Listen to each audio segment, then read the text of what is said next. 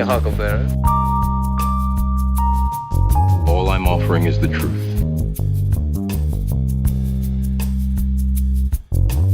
I was thinking of the immortal words of Socrates, who said,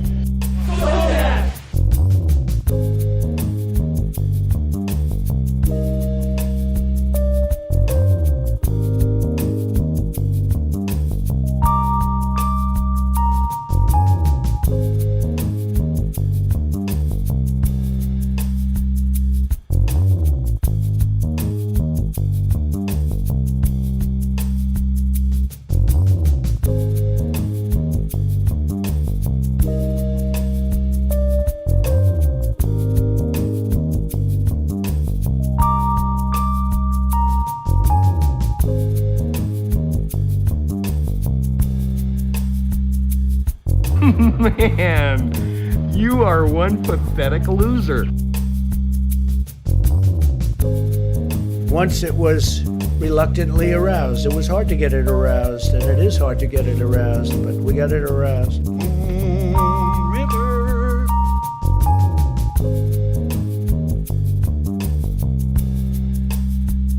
And you know, when you say per capita, there's many per capitas. It's like per capita relative to what? I never thought anybody could forget so much so fast without a severe blow to the head. You have nobody guarding your potatoes.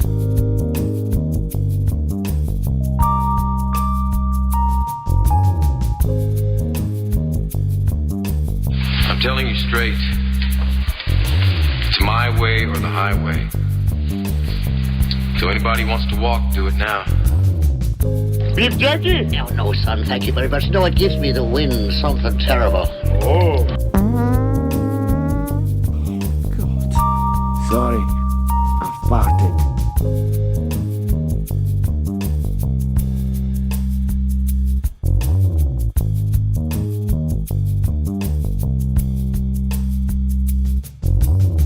Dr. Evil. I didn't spend 6 years in evil medical school to be called Mr. Thank you very much.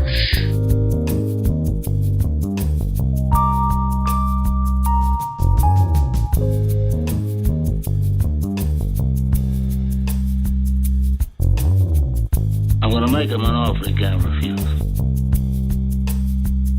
Take off, eh?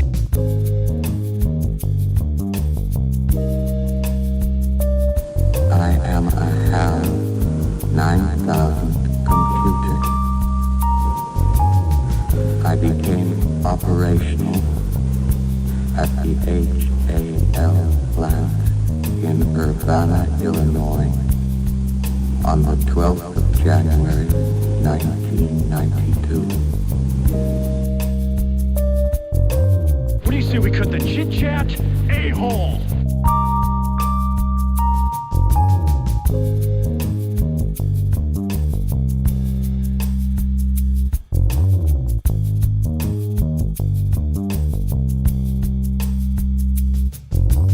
Well, it's a well-known fact, Sonny Jim, that there's a secret society of the 5 wealthiest people in the world known as the Patriotic, who run everything in the world, including the newspapers, and meet tri-annually at a secret country mansion in Colorado known as the Meadows.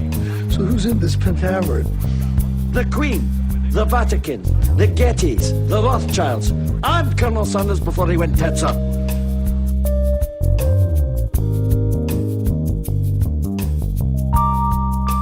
Well, hello. Relaxing on a Monday. Here we are. Yes, it's just the 5 dozen of us. We can make it if we try. Just 7 dozen of us. You and I. It takes a little while for everybody to pile in, so I almost feel like the opening salvo. I was just having a snack. The opening salvo of the show, in many ways, is just us kind of gathering in, getting in our seats. It's like a big theater production if the cast just chit-chatted with everybody as they walked in and found their seats. Hi, everybody. I'm happy for you, Liberty Bee. Palm trees are a good time. Oh, yeah, that's right. You wanted a different background. There we go. All right, I'm a little scruffy today. Apologize. Lots going on today. But hello. Oh, and blur. Yeah, I try to fix the blur. It's a seating thing. I don't know what that is. Raphael, thank you. And Brian Harmeyer, thank you. And Philly Dana, you guys did that before I even got on. So thank you guys so much. Welcome. Should you call yourself the Sparklers? We've always enjoyed Hal's Angels around here, or jalapenos. But Sparklers, I can live with that. Yeah. Gorilla in the Mist, good to see you, brother. How are you? And welcome, everybody. So Trump is still in hiding. And you guys will not believe the internet garbage I have had to sift through. Victory shouts, New Zealand. Thank you. Hello and welcome. Hi, Carl. The garbage that I have had to filter for your enjoyment, it's just, yes, the Hal's Angels do have halos, but they're a little, they're rakishly cocked to the side. I've got flyaways. This is just not, it's not like a Friday show done on Monday. Yes, the mullet is making it's making a break for the shoulders. As soon as it hits the shoulders and has a little bit of drape to it, that's when it's a full-on mullet. Everything else is just long hair. So we'll figure out something along these. Yeah, don't say cocked. I did. Along with locked and ready to rock. 3 things that can often be used to describe me. I'll wear leather. I'm not wearing leather on the show right now. There's just no need to it. Sparklers is a good time. Is Twitch not up? That's weird. Excuse me. 1 second. Let me... because I think it's supposed to be on there. According to... there we go. Oh, that's why.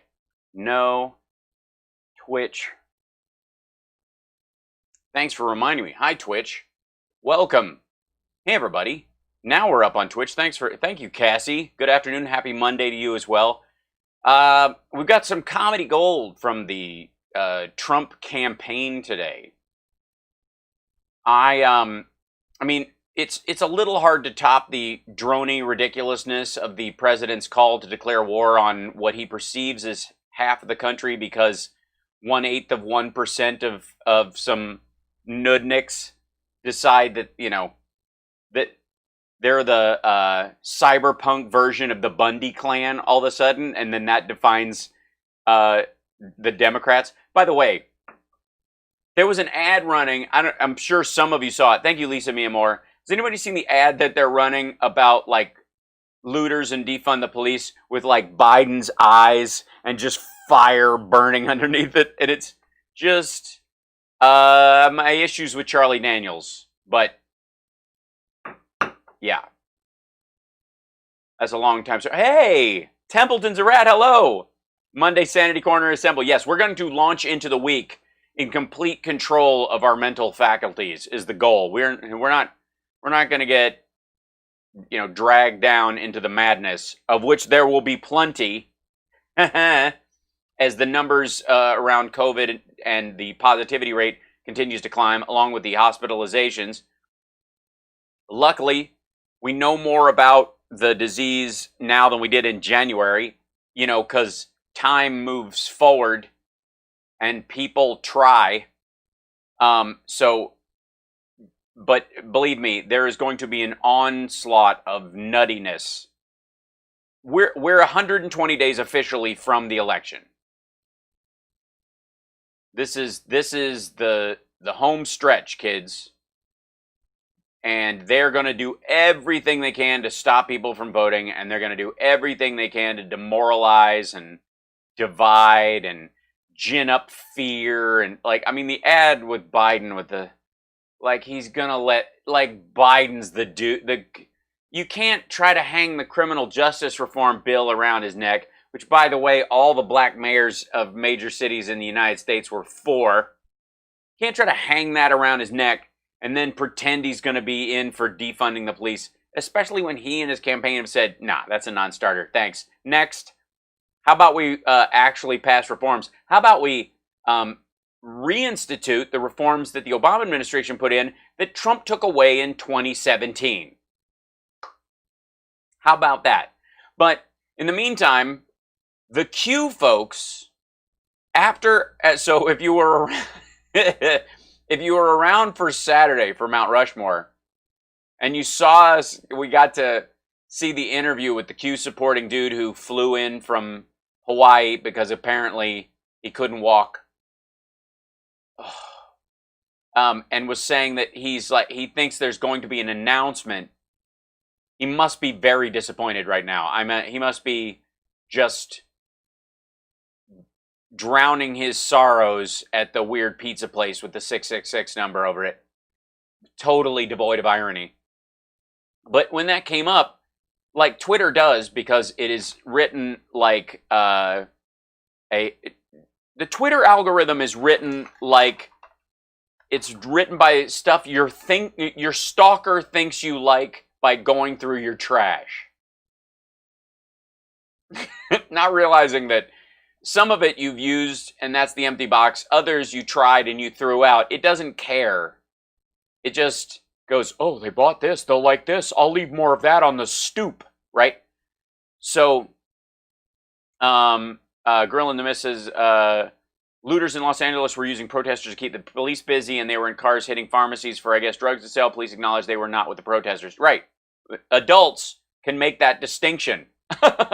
Isn't that funny? How, like, as humans, we can go, there's Las Vegas and the gambling that's legal there, and then there's illegal gambling, and then there's loan sharking. Like, we can tell the difference between those three bets. You know what I mean? We can nickel slots are different than underground, casino. Well, I guess Goodfellas like card games that end up with someone getting shot are better than some dude betting that he can pay back this loan shark by the time they break his legs. Like we know this, right? How do we end riots? They have basically ended. Here's a good idea. Reform the police and inform the public about the threats that police face so that when stuff happens, people have a balanced view of it. So they can go, oh, wow, I know that a lot of these cops go through a lot of horrible stuff and can be a little, have fog of war, battle fatigue around this stuff.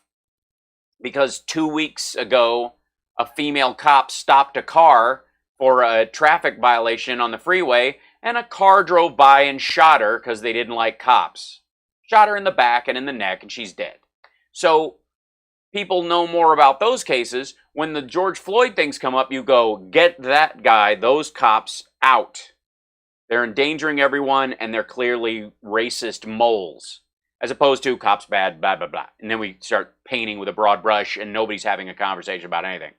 So the same thing kind of applies about, riots. We as human beings, we can recognize the variance in those human beings. We can also know that the Boogaloo Boys and other agent provocateurs and assholes who just want to see the world burn, who think they're like a low-end version of the Aurora shooter. Those crowds all, see a group of people protesting and then work their way into that crowd to ratchet up violence so that somebody gets killed to prove their point that the cops are violent because all I did was throw a Molotov cocktail at a guy holding a block line. That kind of stuff. You know what I mean? Like and it's probably one of the reasons why my channel isn't bigger than it is. I've come to this realization lately. Like, I look at the numbers of some of the stuff that I'm competing with on YouTube, and one of the QAnon clips I watched was 25 minutes long, had 37,000 views, and was blathering horseshit. Like, honestly, I love a good mystery. I'm fascinated by some conspiracy theories. All that, that's super fun. Super fun. However, we can distinguish between those things, and Tom Hanks has vanished. That's what I had to watch. That's what I had to watch, a half hour of, I don't know what the hell. And he disappeared because Ghislaine Maxwell has been caught, and he is part of a pizza conspiracy of things. Christ almighty. The thickness. 37,000 views. And that's a low end. That's not even like the big Q things. And that's the other thing. So YouTube, I'm talking to you right now. How are you? They're a bunch of right-wing assholes who play fast and loose with race and gender and those kind of things. They bulldoze and Steven Crowder their way through conversations. They're assholes. But on the scale of danger, as far as their ideas getting out into the public, they're pretty low end next to the Q is telling us in his numeric codes and Kofefe means rise up and shoot people crowd. Like they're ISIS, and then the right-wingers that are on YouTube are like ISIS, the TV show from the 70s, Decent show, works as a segment of the Croft Super Show, but really will never be Wonder Woman, let's be honest. So, what's my favorite Lab Rats line? You can pretty much pick any line I ever said and just narrow it down from there. That's how I. Sorry, my hair is very flyaway today. Yeah. So we'll move on. Let's get to this. So have you guys watched any of this Q stuff? Have you anybody been dragged in this? So how are QAnon folks winning primaries?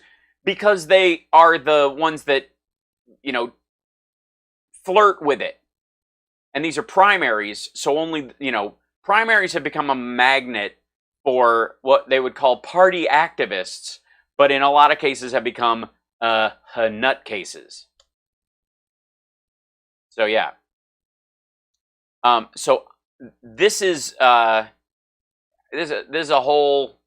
I mean, again, life is complex. I'm fine with complexity. When people try to take something that's complex and make it palatable by inserting nonsense, that's the concern.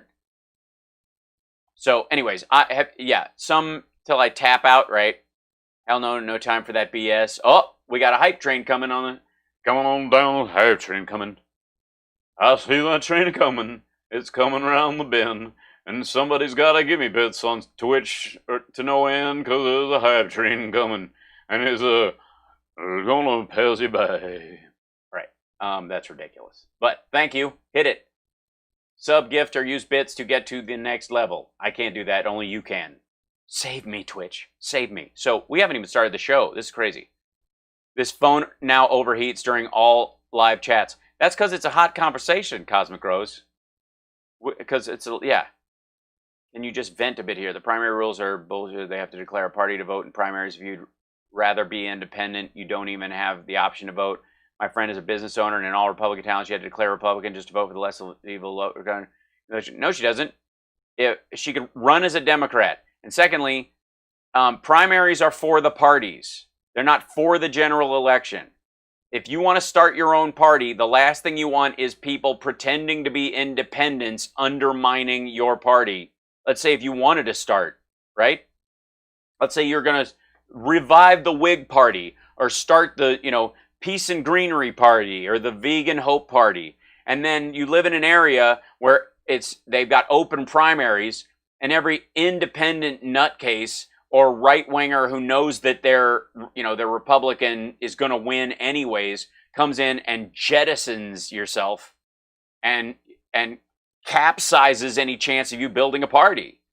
The other thing is true of highly Republican or highly Democratic areas where people hop over and vote for the spoiler. Democrats are not for open primaries because of that very reason. Because they wouldn't do that to Republicans. They don't tend to do that to Republicans. I'm sure there's some stragglers here and there. But Republicans have used this as a strategy for a very long time. Hi. How are you? Welcome. There you go. Yeah. Hey, Kristen. Welcome. Bean Toes. Hello. It's actually, you can see the silt floating in it. Maybe kind of. It's sparkling water with lemon. Just squeezing half a lemon into a glass of sparkling water.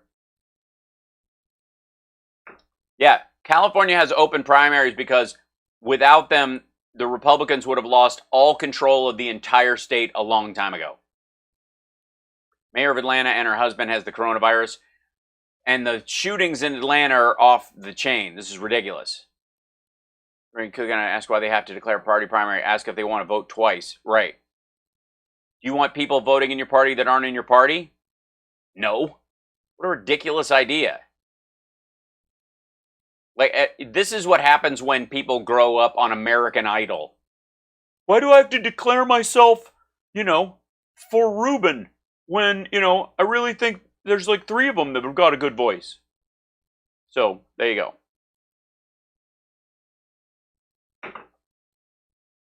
All right, so let's hop into some of this stuff. The first is, and this is good. The White House keeps making these videos to try and, hey, Beatos.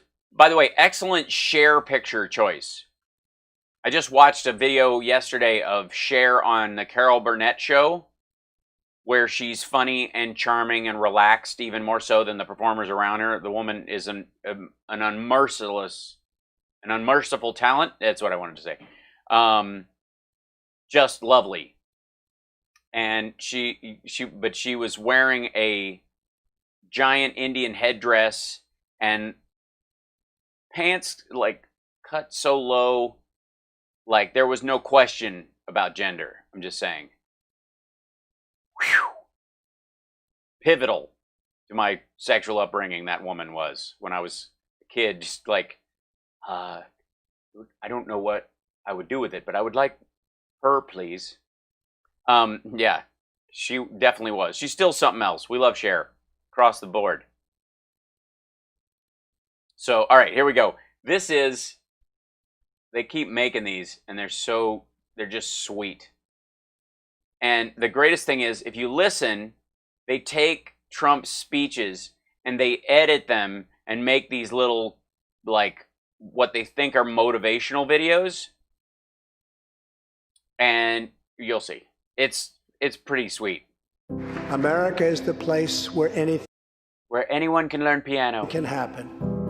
America is the place where anyone can rise.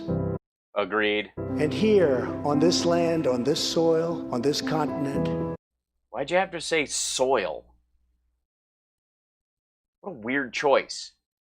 Especially considering Charlottesville, where they were like blood and soil, all that nonsense. Why would you say soil? When you're gonna say land. Most incredible dreams come true. This nation is our canvas, and this country is our masterpiece. Oh, is it? Look at tomorrow and see unlimited frontiers just waiting to be explored. Our brightest discoveries are not yet known. Our most thrilling stories are not yet told. Our grandest journeys are not yet made. Okay, great. Bold, yeah, languaging, the kind of speeches you've heard before, like literally just cribbing stuff from other speeches.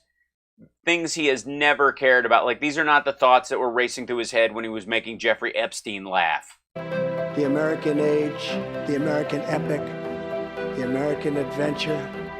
The American water park has only just begun. Our spirit is still young. The sun is still rising. God's grace is still shining. And my fellow Americans, the best is yet to come. Thank you, God bless you, and God bless America. Thank you very much. God bless, where am I again? Our America. He literally said, God bless our America. I think he went to say our troops and made a left turn and just went, straight to America. It's get a good shot of Marine One flying away from the White House. I don't understand. Okay, so I don't know if you guys have ever jumped into the Monday Night Football that is the Trump War Room breakdown. War Room Weekly. Like, who thinks up a title like that is just a running, like, a stumbling of consonants that is completely unnecessary. War Room Weekly. If you, honest to God, Tom Brokaw would choke to death saying that. Oh, why are going to the War Room Weekly? So, let's yeah. And this is their idea of class and campaign. Here we go. Check this out. And by the way, they bought all the plugins for their software. I'm just saying. Like, they didn't skimp. They didn't go, you know what? Do we really need that transition? No. We need it. Get the whole package. Everything, anything you can get in a TriCaster package, we want it. What's the aftermarket? Get on Fiverr. Have somebody make up a big flapping, flag rotating screen wall so that we can put him walking past the ship he waved at. On tour. 4.2 million viewers. Compared to what? The silent majority is stronger than ever before. Well, then why are they silent? You will see strategically chosen human beings. Here we go. All of the comments that Joe Biden has made that have been bigoted, for all of the policies that Joe Biden has made. That's the problem. Joe Biden's bigoted comments. You know all those things where Joe Biden has said things about black people in general as a group? Remember that time when Joe Biden walked into the accounting firm that did all the books for his buildings and was like, why are all these black people around? I need the guys in the small hats counting my money. Oh wait, that was Donald Trump who said that. My bad. That have really, really hurt the black community and set us back. Joe Biden needs to... Have you been set back? Are you set back right now? I'm sorry if you were set back. I don't know that that was his intention. But please go on. And needs to stay in his basement. But he needs to stay in his basement. Right? You just take a step back for a second. Okay.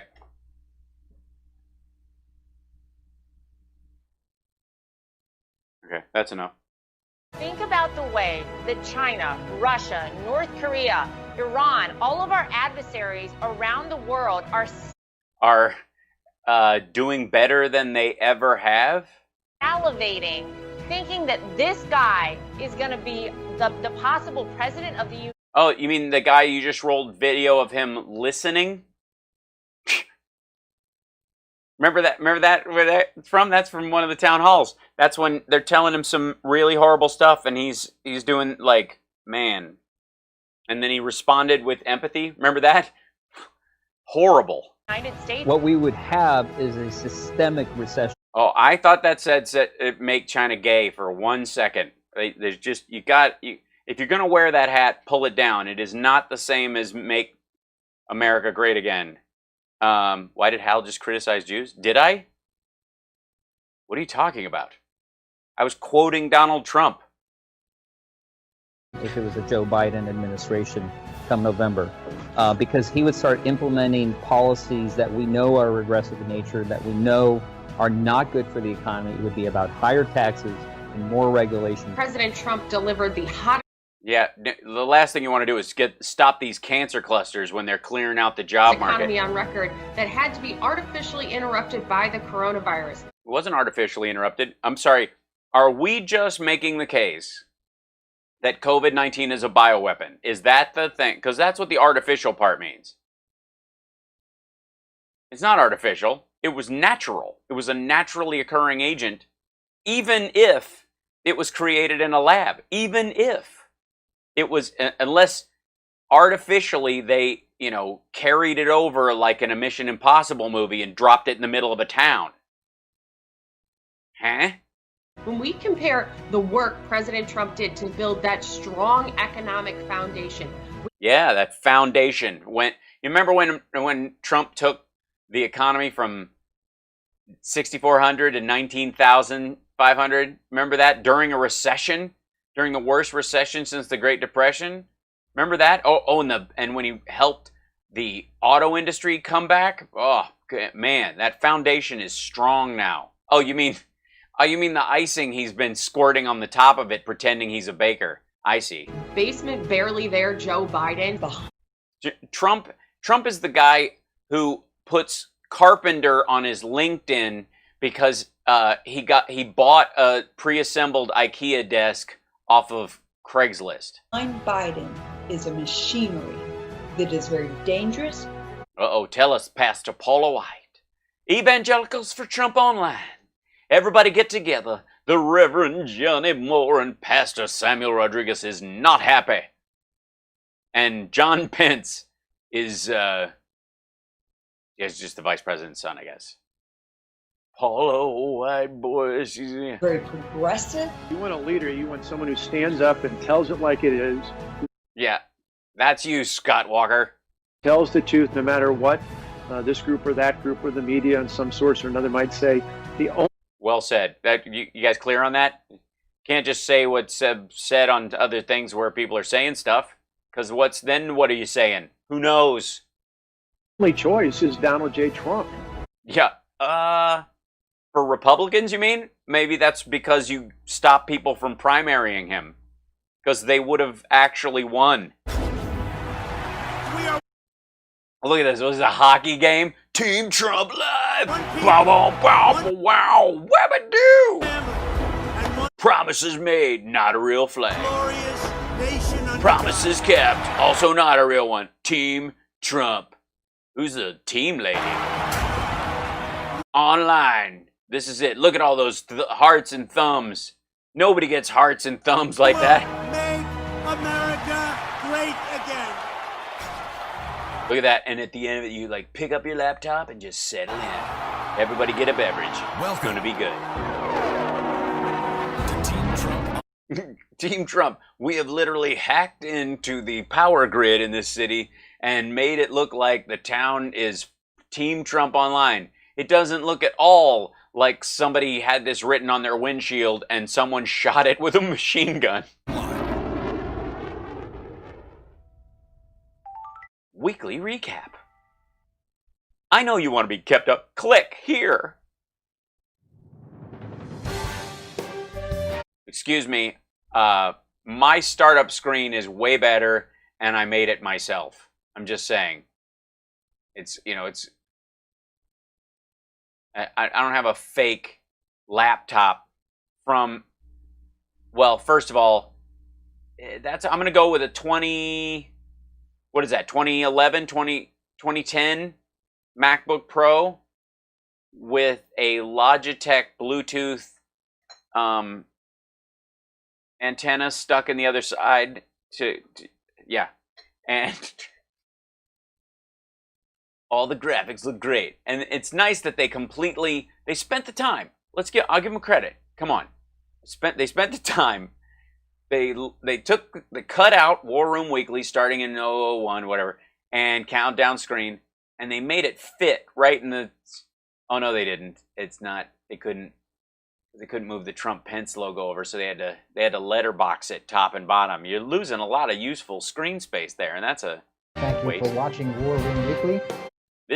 That's happening live. I wish I could see more of Trump, but my boobs get in the way. It must be these horizontal straps.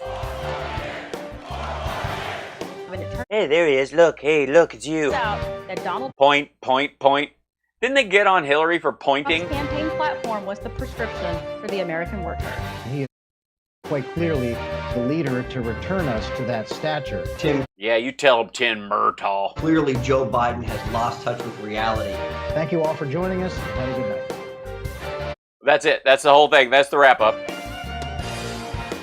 Sundays at 8. I think they got this from the Rejected A-Team Themes CD, which is you can buy off eBay still. Yeah, Murtaugh is far too old for this shit.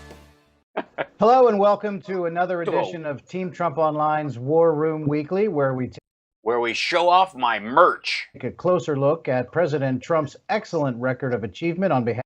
Oh, excellent. What are we at? 130,000 deaths, 2.5 million cases, no end in sight. We've just literally just given up on trying to stop the disease from spreading. By the way, we've dumped more money on the economy in 8 weeks than we did during the entire Iraq and Afghanistan wars.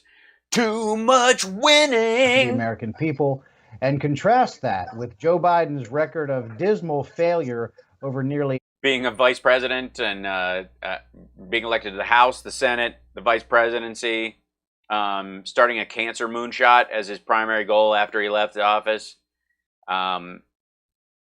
Yeah. Half a century in Washington, D.C. I'm Tim Murtaugh. Right. So you would say that, like, let's say if somebody was in their industry for half a century and had nothing but debt to show for it, that would be bad, right? Or if they'd had like 6 bankruptcies and had to firewall all their purchases through like 1,200 LLCs that they can jettison at any point because they don't make money. Huh. Communications Director for the Trump 2020 campaign. We're glad you're with us, and we are very happy to be joined. Mike Davis. Oh, it's nice that on the War Room, they were able to get people from the campaign on the campaign website. Today by former Acting Attorney General of the United States, Matt Whitaker. Matt, good to see you. Hey, Tim. Good to be with you. Hey, it's nice to be here since I was jettisoned from the White House for... What was his big cause? I've forgotten. It's been so long. All I remember is Trump doesn't know Matt Whitaker. Well, Matt Whitaker, I don't know Matt Whitaker. Matt Whitaker worked for Jeff Sessions, and he was always extremely highly thought of, and he still is. But I didn't know Matt Whitaker. He worked for Attorney General Sessions. He was very, very highly thought of, and still is highly thought of. Sure. But this only comes up because anybody that works for me, they do a number on them. But Matt Whitaker is a very smart man. He is a very respected man in the law enforcement community, very respected at the top of the line. And actually, the choice was greeted with raves initially, and it still is in some circles on, it's a shame that no matter who I put in, they go after him. It's very, very sad. That's what it is. It's not what the people do. It's just they don't like me. And I have to say, but he's acting. I think he's awesome. He's temporary. I don't know him, but people told me he's great. It's really not my fault. I was like, who should we put in this thing? I don't care. I have a golf game ahead of me. Yeah. Do a very good job, and we'll see what happens. But yes, we will. I'll give you 10 guesses where he doesn't work right now. I'll say this. Thanks, Julius. Matt Whitaker is a very highly respected man, and you didn't have any problems with Matt Whitaker when he worked for when he wasn't the AG. Sessions. He's respected by law enforcement. He's a very he was whatever. Wasn't he Jeff Sessions like chief of staff? Strong law enforcement. You mean the guy who can't enact any policy? You mean like that? Personality and person. He's a great personality and person. So we know that in Trump's mind, those are two distinct things.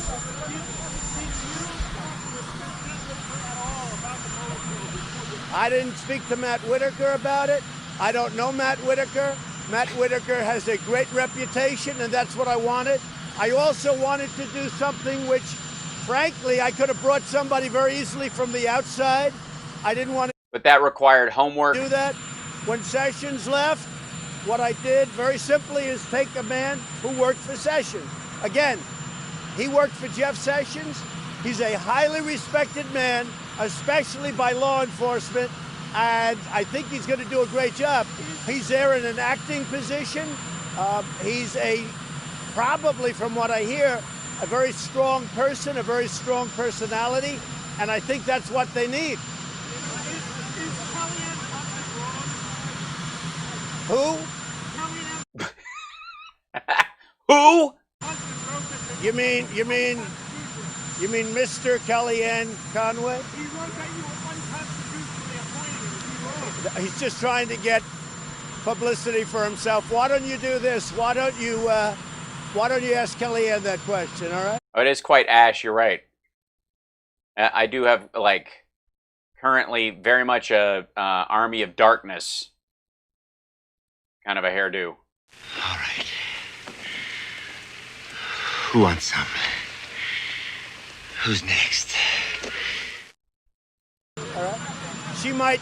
She might know him better than me. I really don't know the guy.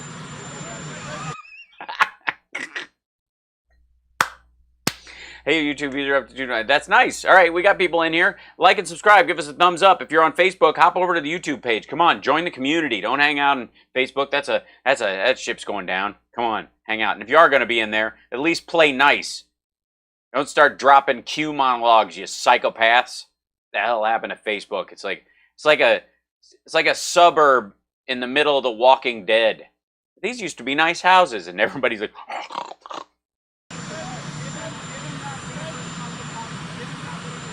Just since we know who is being interviewed. But when you make a comment, first of all, let me speak, please. First of all, when you make comments, I see everybody on television, all these lawyers, all these law enforcement people making comment after comment. They never ask to get recused. They make comment. The fact that you go on Fox or CNN or MSNBC or anybody, you make a comment, you'd have nobody left to choose. You would have... No, you have tons of people. Because you only choose people off of television. Honest to God. If any of his people give me shit about, how dare you, you're an actor, and you celebrities shouldn't talk about... I'm not a celebrity, I'm a comedian, I work for a living. But people going, you know, you shouldn't be saying these things about our president. First of all, I live in a democracy. And secondly, this asshole only picks people off of television. Absolutely nobody left. I see different people at different times going on shows. Yeah, because that's what you do for a living. You watch television and golf. Am I supposed to say, oh, now he's never qualified to serve in government? Possibly. Well, it's certainly not some situation where they would be choosing based on a bias. Like, say a general comes out and he's against the war, or he's for a war, or whatever. He will follow orders even if he's got those proclivities, and you can hire him knowing that he's got either counter-programming to what you're saying, or he's in line with what you want, and you can hire him based on that idea, but ultimately he follows your order, whereas the Attorney General is supposed to apply the law equally, not to benefit you, which is the problem. So all the time I'm watching many different people go on many different shows saying... Which is what I do all day long, is watch shows. Many different things. That doesn't mean they're on... No, actors are celebrities if they are celebrated for their acting. Just being an actor doesn't make you a celebrity. It's not everybody who does porn is a porn star. Honestly, do we have no standards anymore? Qualified. Now, in all fairness to Matt Whitaker, who again I didn't know, okay, other than through reputation. By the way, I'm planning on primarying Kanye in the egomaniacal asshole party. Reputation is excellent, but in all fairness to him, he did some shows. So did many of the people that you're talking about. So did everybody that you're talking about a permanent position. I think everybody looking at a permanent position in any department has done many shows. Why? Why is that true? That's not true. That's not true at all. There are 340 million people. There are tons of public servants who don't end up on cable news. What are you talking about? Does that mean we can't hire anybody? We have to... No, you just have to look for people who weren't on television calling Black Lives Matter a commie plot. Hire somebody that's in a shell? I don't think so.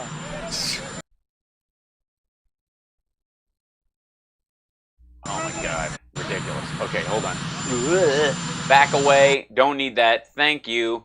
Back to Matt Whitaker. Let's see what Matt has to say. And by the way, for the record, I don't know Matt Whitaker.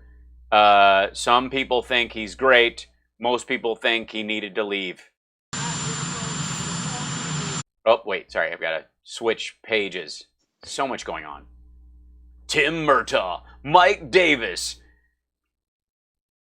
These are the two real estate guys you passed on and decided to use the lady who has her banners on park benches because she seemed nice. And the founder and president of the Article 3 Project and former chief counsel for nominations for the Senate Judiciary Committee, Mike Davis. Mike, glad to be with you today. Thanks for having me, Tim. So it's good to be here.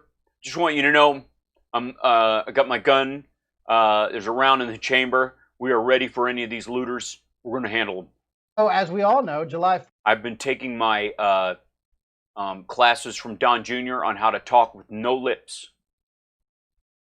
4th has just passed, the 244th birthday of this great country. And what did you get him? We will talk today about woke culture in the United States, what Democrats and the allies... Woke culture. Is it just me, or is woke like pretty damn 2019 at this point?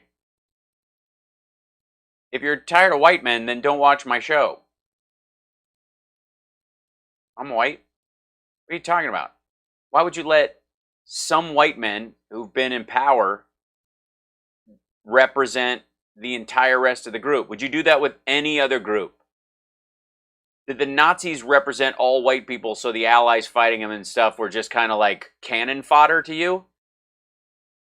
What does that mean? If you can dislike people for their skin color, then other people can dislike people for their skin color. And you have to be completely comfortable with that. Yeah, woke is ridiculous. Of Democrat candidate Joe Biden have to say about that and what they think. But first, as we're talking here... What does Biden think about woke? And as the Senate has just confirmed the 200th judicial nominee of President Trump's, and we've seen some recent court decisions on the Supreme Court.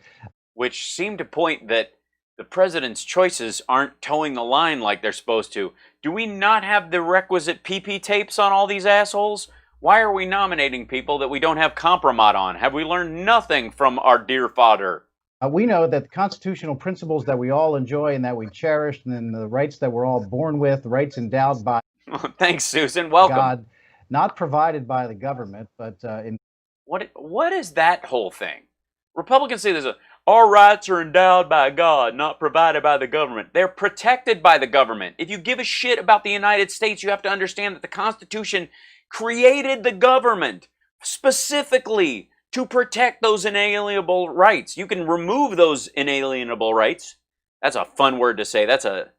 My tongue is too big for my mouth, and that's normally a bragging point, but not now. Yeah, Biden's woke. He's going to be totally like woke for Biden. Jesus. But they always do this. The Lord gave us these rights. If that's the case, then why didn't people have them forever?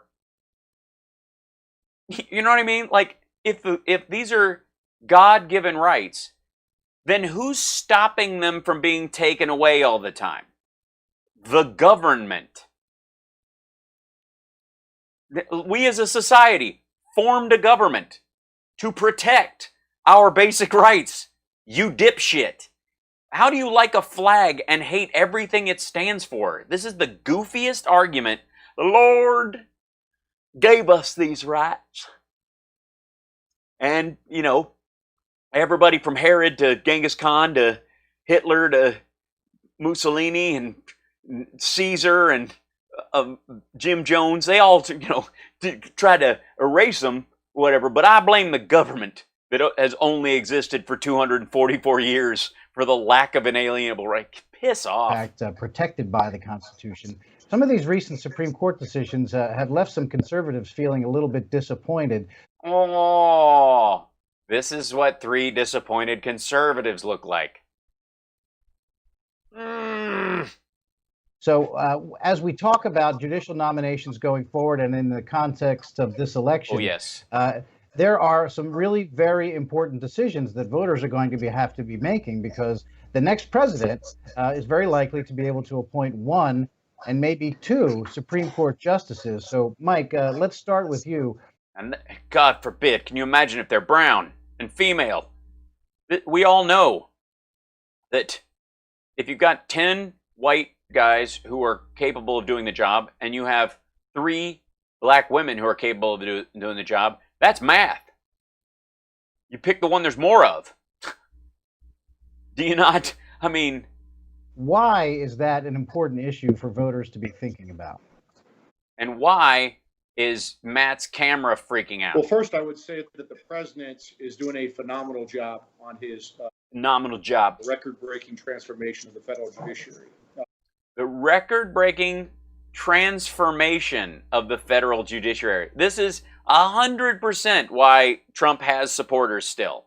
President Trump campaigned in 2016 on the promise that he would appoint judges in the mold of Justice Scalia.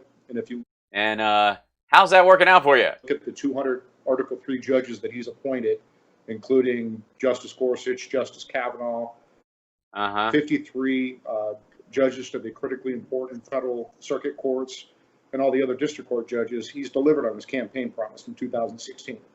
And I would say that if any... And it's weird that they just don't even when we find these psychotic, hyper-conservative assholes, they still vote against us sometimes, because when they say they're conventional purists or constitutional purists, they mean it.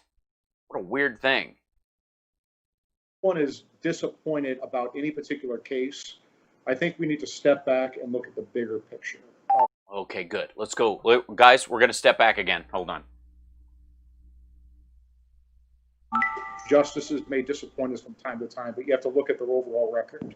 That's right. For the last nearly 4 years that President Trump has been in office, like I said, he's transformed the federal judiciary, and these judges are doing what President Trump campaigned on, and that is they are following the law instead of making it up. Yeah, unfortunately for you. It is an... Well, I said I wanted them to follow the law, not make law, and God damn it, they're doing it. God, why can't we have litmus tests? Can't we just have a big test that's all litmus? Wake up, Matt. Matt, wake up. It's something that conservatives can be very proud of, and I think President Trump should run on that record. It's one of his biggest accomplishments, if not his biggest accomplishment. And so, Matt, this was a big issue in 2016, and voters paid attention, conservatives paid attention, and now we pretty much got as many judges as we're going to get. A lot of these people, we'd have to start killing some of the younger judges. We've actually had to start trying to get younger conservative judges to say they're going to drop off the bench so we can, or older ones so we can put younger ones on. And there's really no reason to vote for Trump anymore. And even still, these conservative judges are traditional conservatives because they wouldn't have gotten to the judge part yet. I mean, we try putting people in who are, their only legal experience is being on the receiving end of a stalker case. But we think that it'll be a big issue again as we head forward to November of 2020. Your thoughts on why voters should pay attention to this? Well, we've been trying to pack the courts for a very long time. It's a double stuff Oreo situation. For every 2 blacks, we want to get a lot of that stuffing in there. Yeah, this is something that every year the courts and the federal judiciary become more important to our republic. It was never intended. Because the voters are turning against us, and the only chance we have is to put nutcases in the judiciary who will reinterpret the Constitution from scratch. It's way by our founding fathers. In fact, if you read... Thanks, Cassie. They're all right. Their writings at the time of the Constitution, there was a suggestion that actually the courts would be the weakest branch of the 3 branches. But as Congress especially has laid down on so many of the divisive political issues that should be addressed by them and by their representation. Congress has done that? You mean the Senate not bringing bills to the floor? The courts have become more powerful. And so not only has President Trump appointed... So then logically, if you were an adult, the remedy would be to fix some of the elements in the House and the Senate that keep people from bringing bills to the floor that have a clear mandate from the people. You'd think. 200 judges to the federal judiciary, district, circuit, and Supreme Court.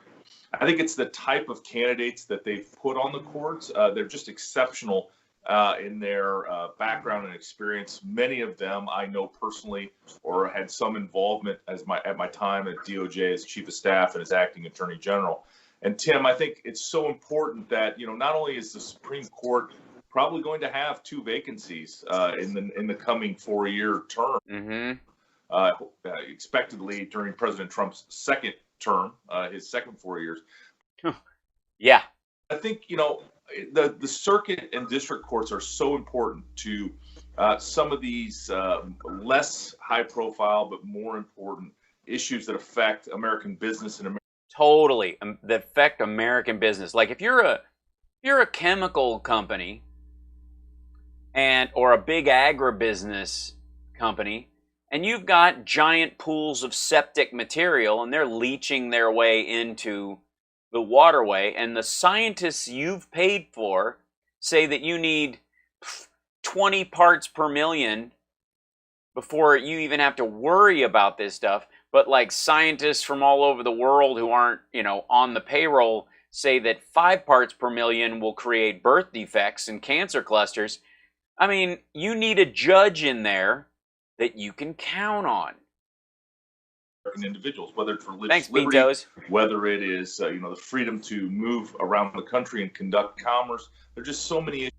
Freedom to move around the country and conduct commerce. You don't have that now? Issues that are addressed, and I know one of the places that gave me the most frustration at the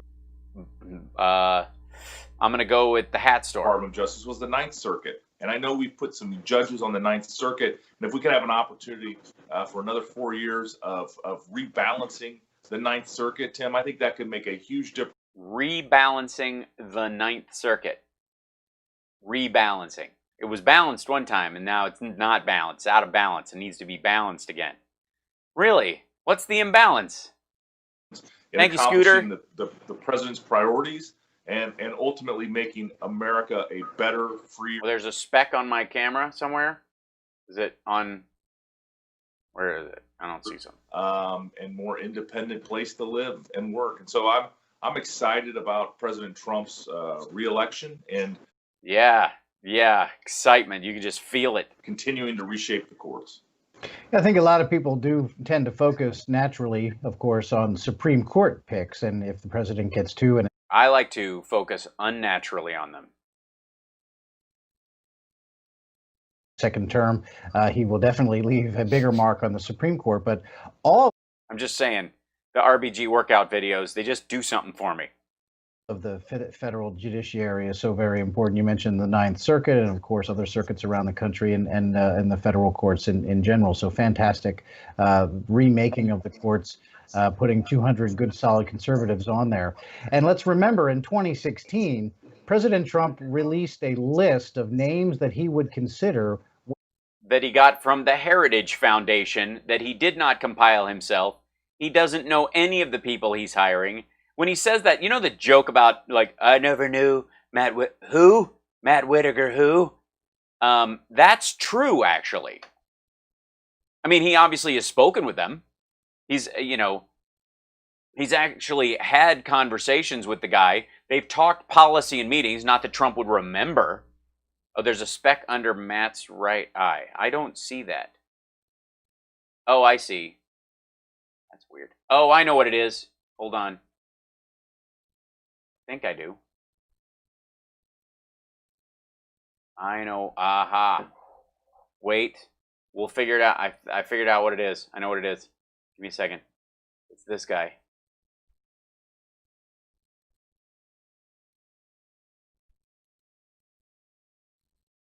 How's that? Huh? Fixed it. I think. Yeah? Did it fix it? Did it disappear? Yeah, we are watching the Trump War Room. Gentlemen, you can't fight in here. This is the War Room. Fix the speck. You're welcome. And making his Supreme Court picks. And that won a lot of attention from conservatives. And he says he's going to do that again the second time around before the election in this November. Yes, because they provided him with yet another list of even crazier people. Why is that surprising? Release another list of names that he would consider for people to go on the United States Supreme Court. Joe Biden has not released such a list. Because he doesn't make a list like that, because that's insanity. Thanks, Christina. Even if there are people that you think are worthwhile in that process, why drag them through hell when they're just going to be accepted? Because Republicans will attack them viciously. And it's not a big deal. Like, the people they're going to present are not going to be radical psychopaths. They're not going to be trying to, like, the most important thing is that not only is the Second Amendment completely sacrosanct, it is above the First. It should have been first. I believe, if you'll follow my dissent of my own opinion, that it should have been the first. That's the only difference I would say between my previous rulings and now. But I also believe that everyone who buys a gun should be provided with over 600 rounds of ammunition. They should be taught how to make a pipe bomb. And at any point, they should be able to duct tape two 60-round clips together if they are going shopping.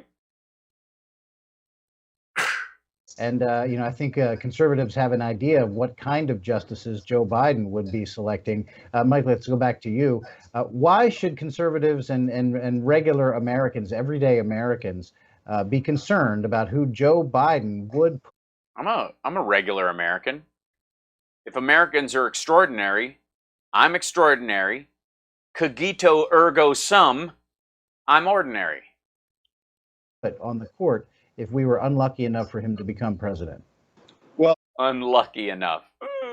We might have 2 or more vacancies for the next 4 years, but we also have the Democrats who are campaigning on the issue of court packing. So if President Biden wins... Wait a minute. They're campaigning on the issue... Matt, wake up. The presidency. Thank you.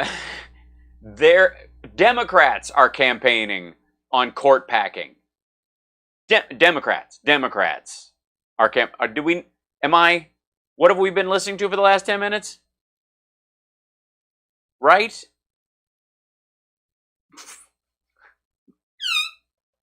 There is a very good chance that the Democrats win the Senate.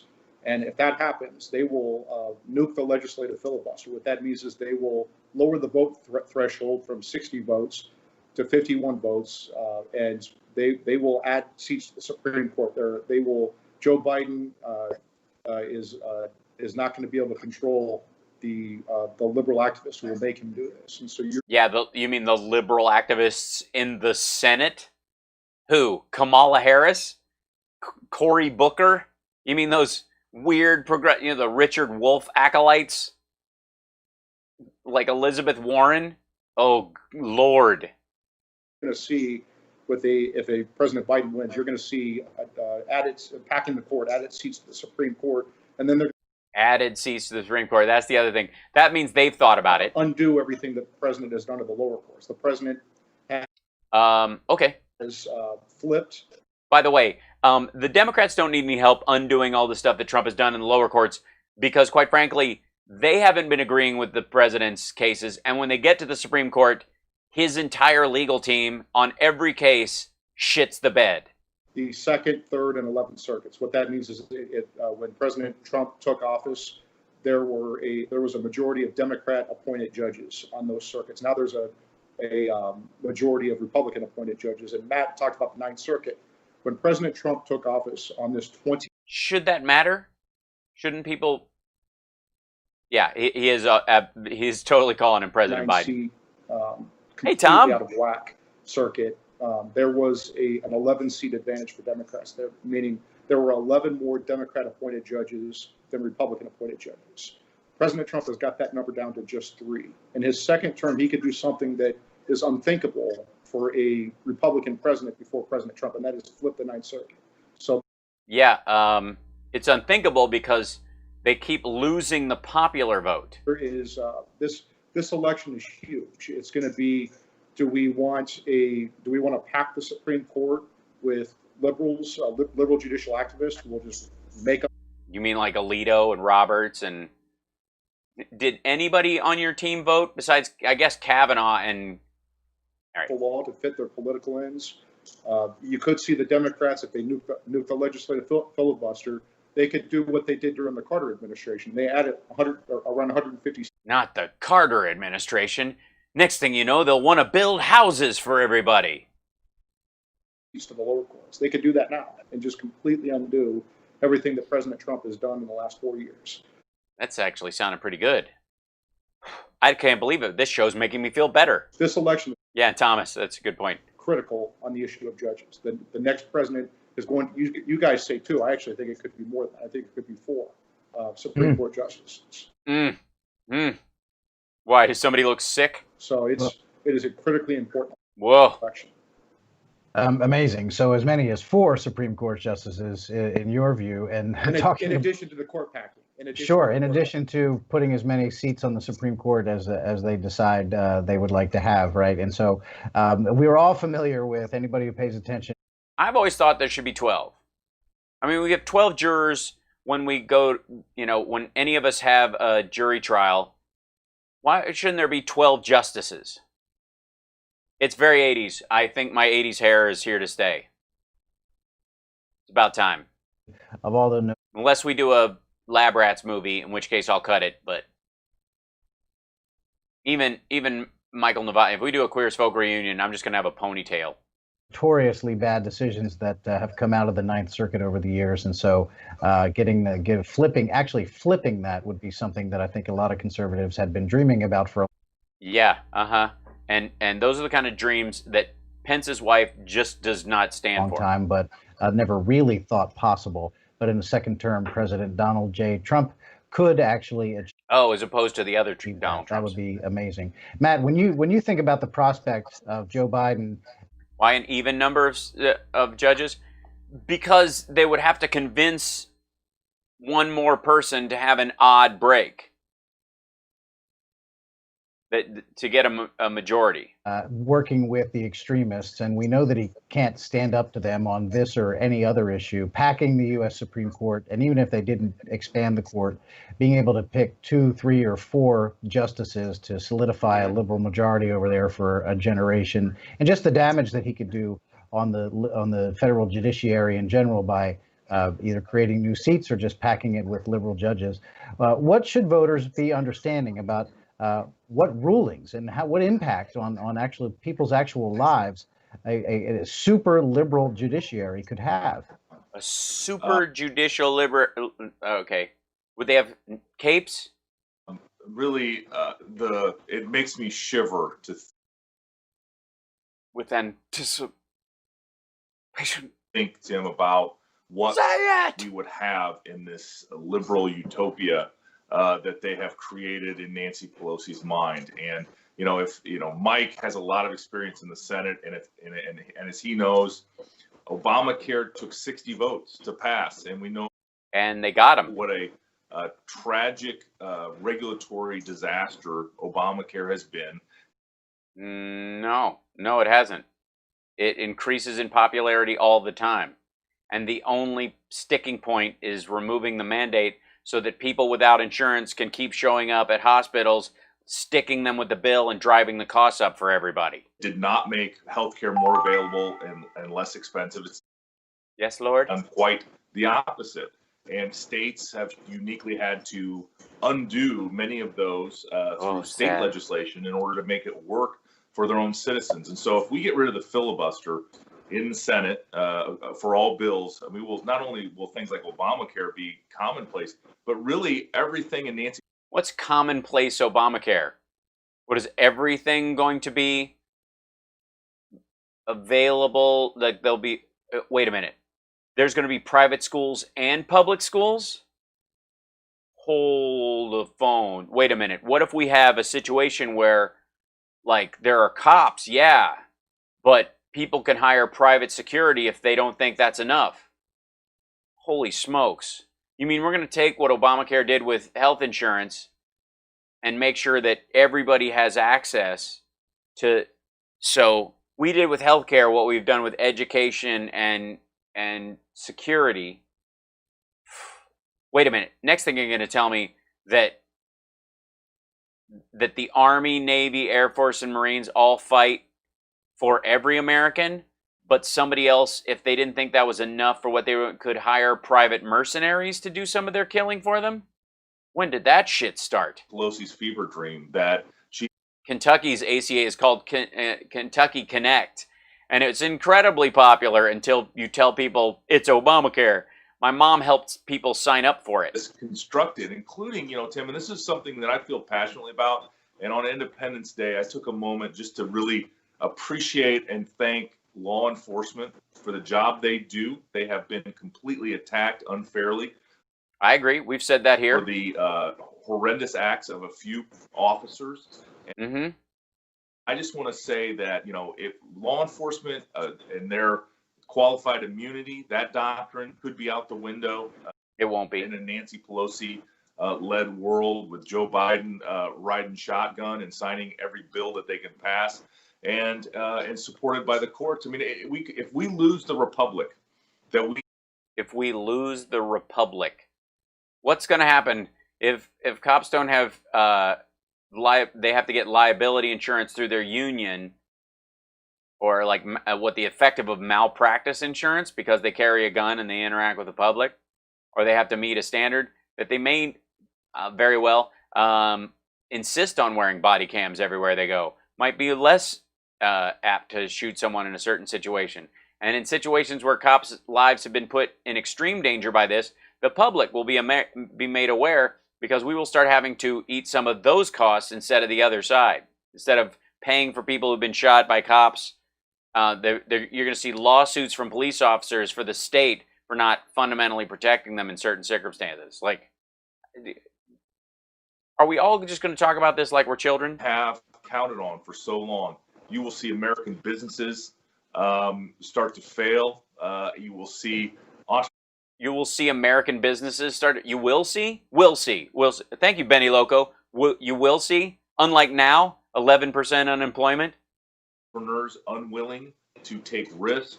You will see a world where kind of the things that we take, dogs and cats living together, mass hysteria, or our ability to go out in public and do the kind of things that we enjoy, those rights will be constantly infringed. What? What is that? The shit?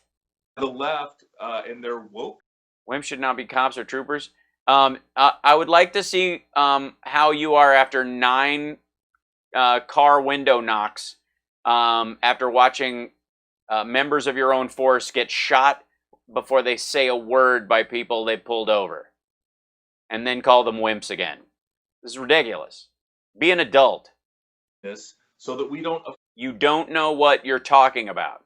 Thank you, Natalie. Offend somebody. Missed you too. I could see a world, and I mean, again, this is wildly speculating, but yeah, it is. It's insane, Matt. It's why you lost your job. You're a dipshit. I could see a world where things like flying an American flag could be viewed as an offensive act. And what?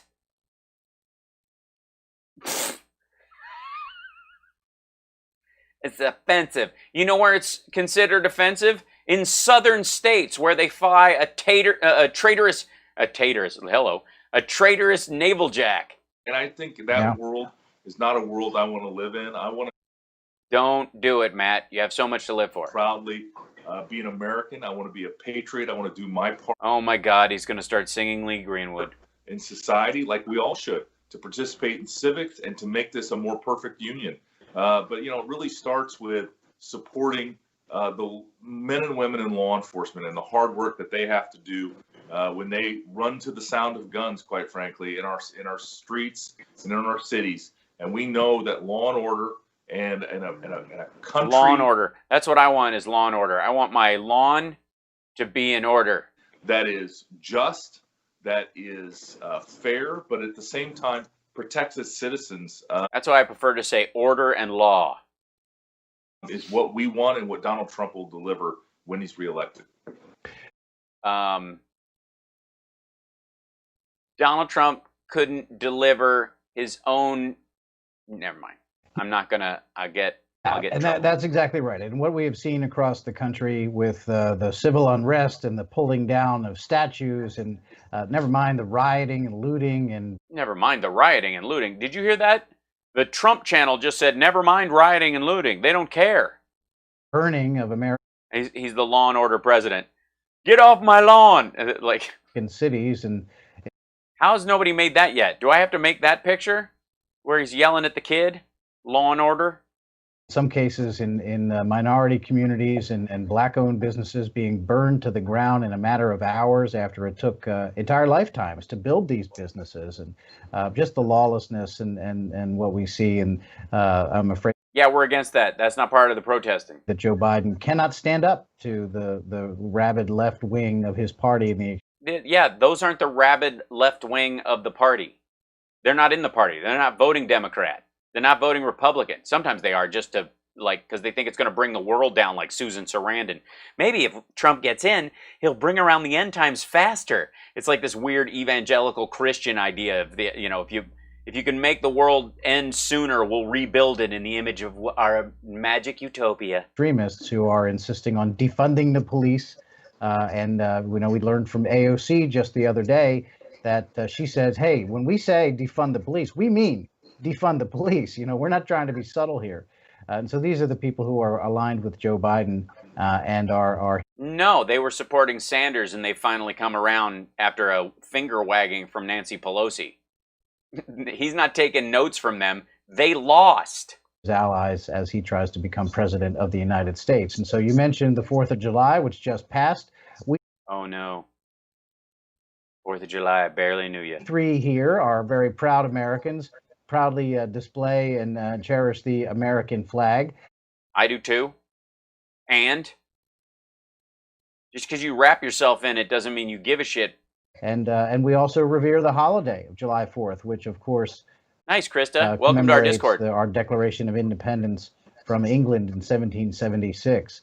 But that kind of sentiment does not appear to be shared by Joe Biden's party. Yeah, it is. Take a look at a tweet from the official account of the Democratic National Committee. And this is a reference to President Trump's celebration of America on July 3rd, on Friday, at Mount Rushmore. Wait a minute. He did it. His thing on Mount Rushmore. Well, okay.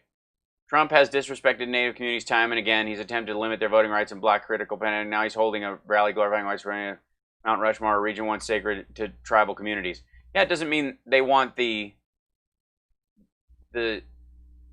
monument taken down, but you crossed native land to do that, and you're all right. Referring to the event that he held at Mount Rushmore, commemorating the 4th of July, as holding a rally glorifying white supremacy.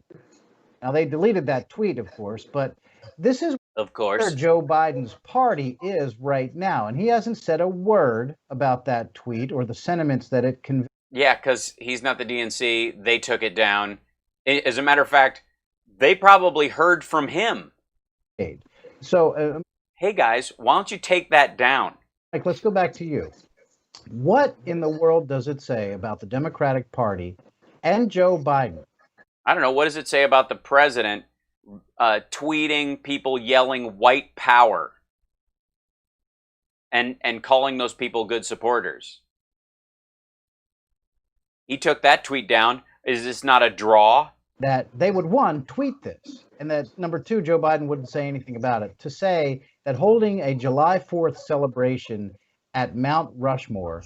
No, not holding, but lots of people have done July 4th at Mount Rushmore.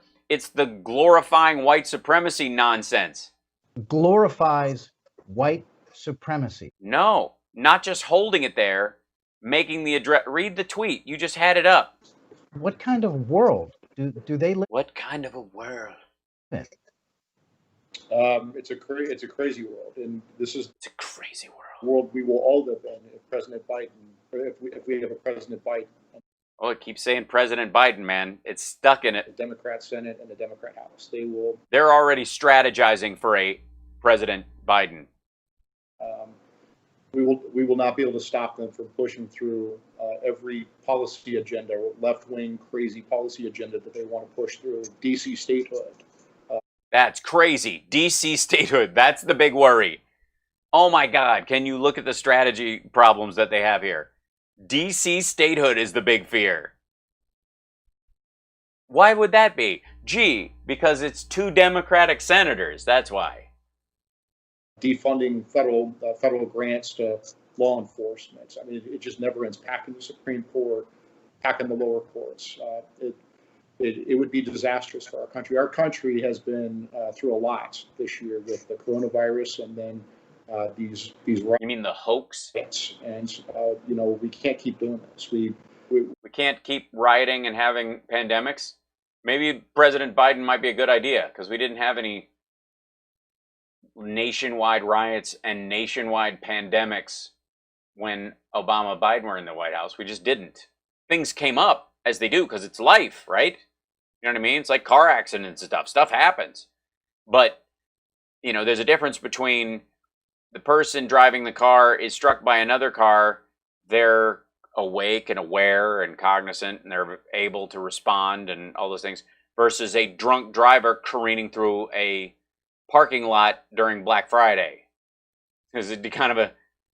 We need a president. We need President Trump in that office, because he's the one who's not going to bow. He's the one to these woke mobs. He's going to stand up for law enforcement, stand up for everyday Americans, stand up for law and order. And I just law and order. Thanks, Brian.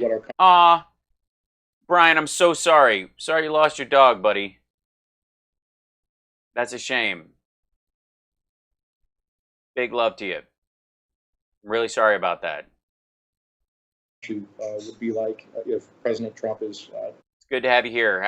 Go have a night, and we'll see you again. And I'll do my best to make you laugh through all this nonsense. But I'm sorry. Not here in January. Yeah, let's be clear. 281 on Patreon followers. That's amazing, Natalie. Thank you. This isn't some, you know. Yeah, everybody send some love to Brian, please. Random person on Twitter who said this, or some fringe extremist group with a Twitter handle saying this. This is the Democratic Party. So some random fringe person posts a video of people yelling white power, and it's not the Republican Party that retweeted that footage, was it? No, it was the President of the United States, Donald J. Trump. The DNC, the people who are nominating Joe Biden to be their candidate for president. And Matt, when you see that, when you say that a July 4th celebration at Mount Rushmore is to glorify white supremacy, and Joe Biden stands there so weak, what comes to mind? So weak? He was outside meeting with protesters and people at black churches and having listening sessions and gatherings, and while Trump was hiding in a bunker. For you. Well, Joe Biden hashtag bunker bitch is weak and can't stand up to the base Whoa. of the party. I mean, it is we are you know, the Democrats base right now appears to be woke snowflakes who are so offended by the history of America that they want to erase it. Yeah, that's not the base of the Democratic Party. Any more than the Bundy clan is the base of the Republican. Oh, right. And, you know, we don't have to look. This is the projection. This is what they think. They think Antifa, who thinks that, you know, are basically like the left-wing equivalent of QAnon, are somehow Democrat supporters. When they don't vote, they don't care. Anarchists don't want a party. There's no left-wing version, you know, left-right house version of that crowd. Far to look at other countries. Is America going nuts? Senile Biden? Thomas? Senile? Because are you trying to spell senile, much to our amusement? Who where leaders and parties tried to erase. This is Trump's own channel, the War Room. History. And they have this War Room thing like once a week. Yeah, and I gotta say, gentlemen, you can't fight in here. This is the War Room. This is less amusing than I thought it would be, simply because it's a bit of a pity party. You know what I mean? Not good. We can accept that America was not perfect at its founding. America. Yeah, we accept that as well. We're just trying to make it better all along. One of the ways you do that is by removing Confederate statues. Was not perfect. Yeah, this is just dopey. Before the Civil War, and you know what? Can you imagine being a Trump supporter and just watching this moan fest? Quite frankly, we continue to try to perfect this system of a constitutional republic, and everyone has a role. But when the DNC clearly you don't think everyone tweets out something like this, it is so beyond the pale of what is really going on. President Trump is celebrating what's good and right about America, what's good and right about our history. And is he? Is he now? Because he seems to be defending Confederate statues and equating them with George Washington and Thomas Jefferson and the founding fathers. And he seems to think that the Confederate flag has equal value to the American flag. It doesn't. The American flag has value for the fact that you can criticize it. The Confederate flag is simply a war emblem for a seditious bunch of pro-slavery assholes. And it's not even the original flag, it's the naval jack. It's the Navy boat flag for the Confederacy. You know, the big Confederate naval armadas. Mount Rushmore, and I've been there several times. It's in the Midwest where I'm from, and where Mike's from, in fact, too. And, you know, I see someone like Abraham Lincoln, who is an absolutely, sort of probably, if not the greatest president ever, one of the greatest presidents ever. And Abraham Lincoln, what a radical statement. Obviously was like every human being, was not perfect, but he brought about the abolition of slavery. He won the Civil War, and he restored the Union. And yeah, you're not doing yourself any good here, Matt. Look how sad you made Tim. Mike and Tim are not enjoying this conversation. This is not a pro-Lincoln channel. There's a reason why the Republicans who are standing up against Trump are calling themselves the Lincoln Project. It's because the very mention of Lincoln's name makes these assholes wilt like flowers being, with vampire hands being waved over them, just like Dracula just waving at a flower and watching it go. And, that moment in American history is so important. And his, he being on Mount Rushmore is so symbolic of. I don't think Mount Rushmore is stupid. I think national monuments have worth. American greatness. And this is one of the things that. Responding to a chat message. Really, the contrast in this election couldn't be starker. Joe Biden doesn't want America to be great. Oh, I see. That's what that noise was. I couldn't figure out what that sound was. Get your Trump Pence 2020 pint glasses. Use code SHOP for 10% off. It's not what America to be. That's what America means. The left and Democrats, they've said it before. They said it with Obama, Biden for 8 years, is that we are just one nation. These guys aren't old. These guys are the same age I am. Honestly, I'm within 2 years age of these guys.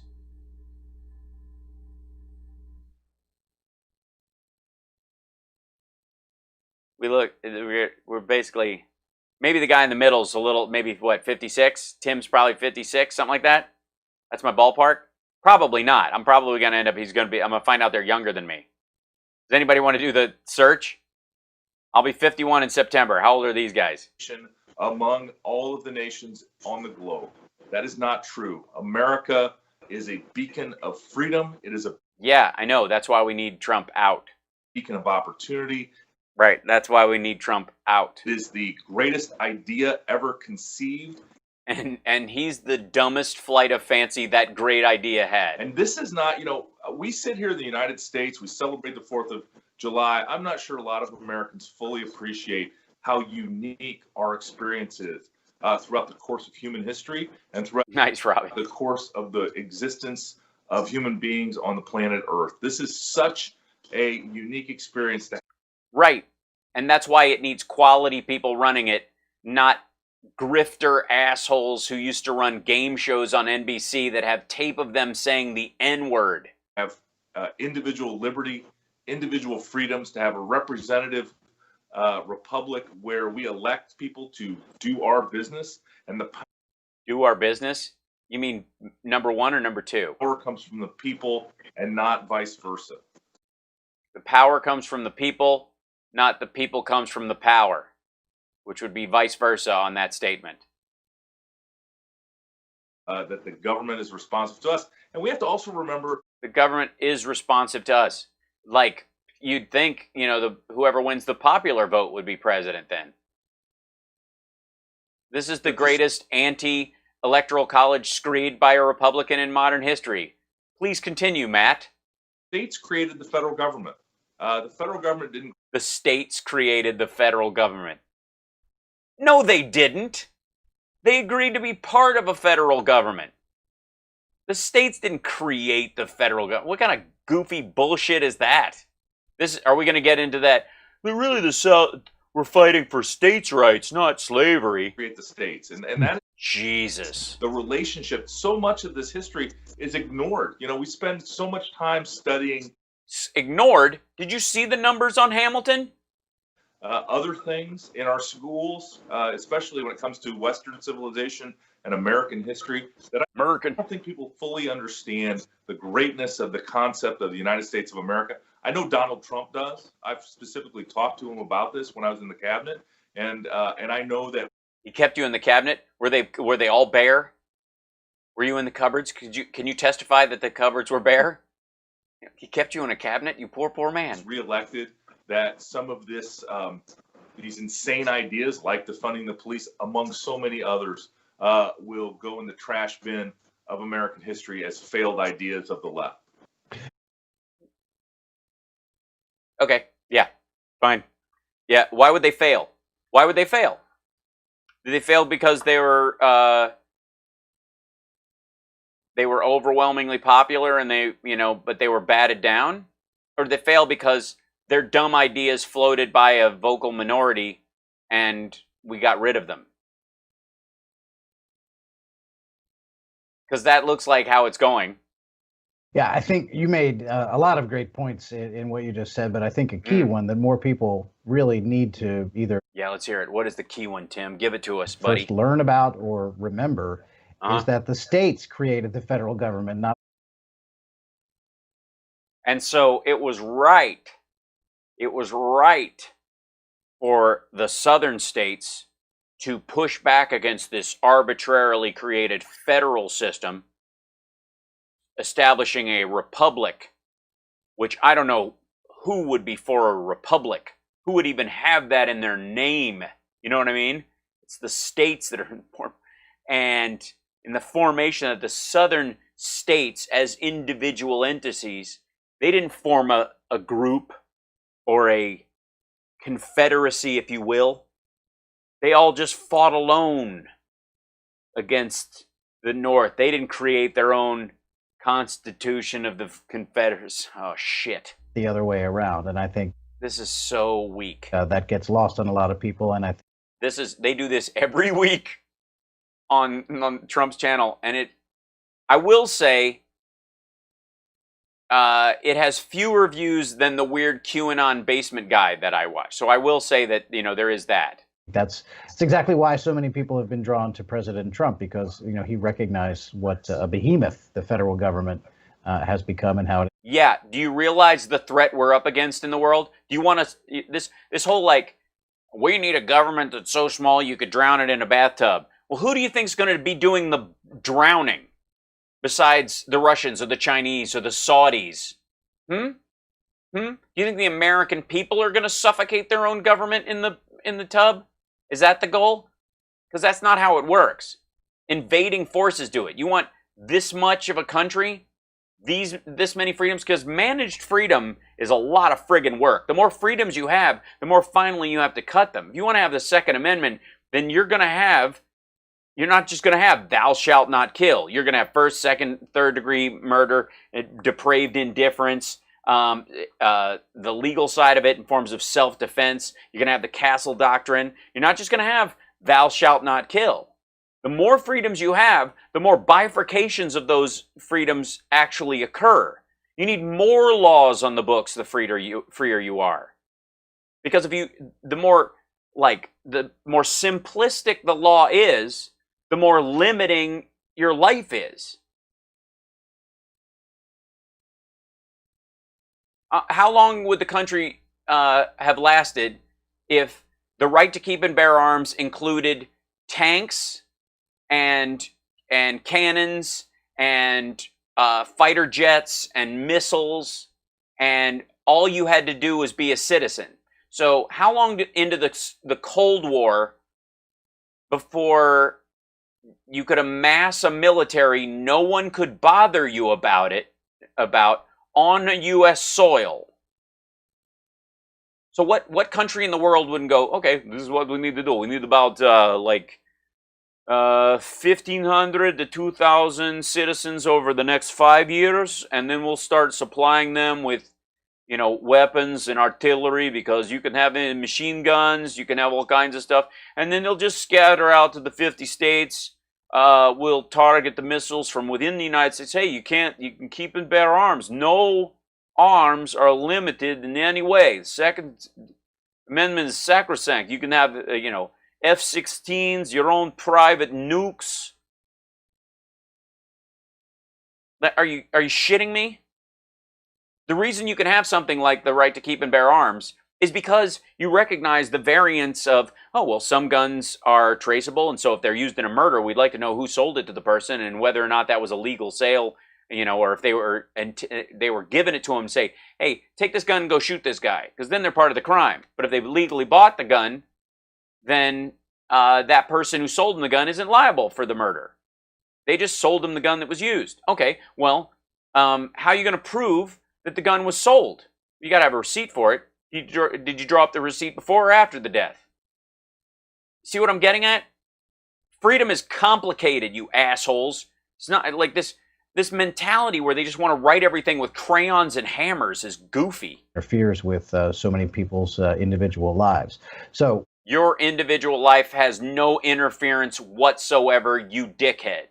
This asshole thinks that the biggest attack on his freedom is the fact that, Ben Shapiro's videos get demonetized occasionally. Let's talk about yet another item that a lot of Democrats seem to feel represents white supremacy, and that is, of course, the American flag. And no, we don't. The Confederate flag does. You can't just think this is all about flags all of a sudden, because Kaepernick wasn't kneeling for the flag because he thought it represented white supremacy. It was because he didn't think it was living up to the equal standards for which it represents. He didn't turn his back on it. He did not come out. He kneeled, which is a symbol of I can go no further. He asked a veteran friend of his what would be appropriate. How do I protest a national epidemic of unarmed black men being killed by police that I see without defaming the flag itself, just simply saying it is not being held to the standard that we expect from it? So let's go back.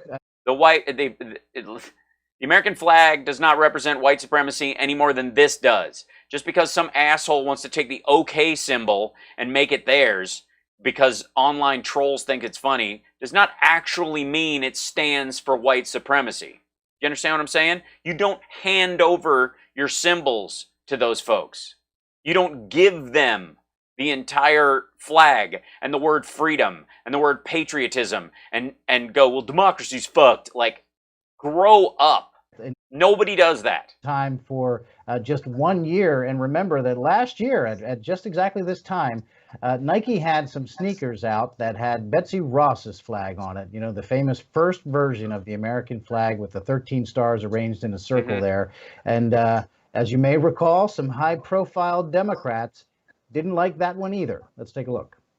Before I let you go, I want to talk about, we're all getting ready for 4th of July celebrations. You might have seen in the news that Nike sort of backtracked on a decision that they made. They released some sneakers that had the flag on the very back with the 13 stars, right? That's right, the Betsy Ross flag. And then they became concerned. They got some complaints from Colin Kaepernick, who said, hey, that's being associated with some unsavory characters, perhaps, the white supremacists and so on and so forth. And they changed, they were... Because the people... Not the founding fathers, the people who have been praising that flag of recent.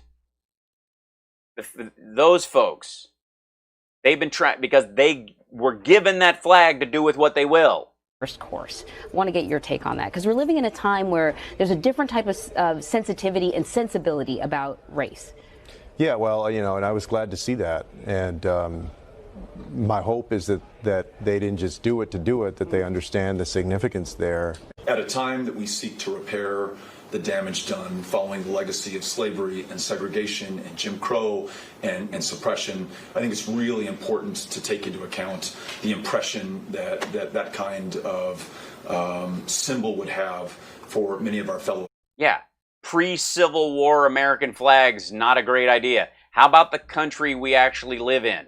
Americans. And so respect the decision that Nike made.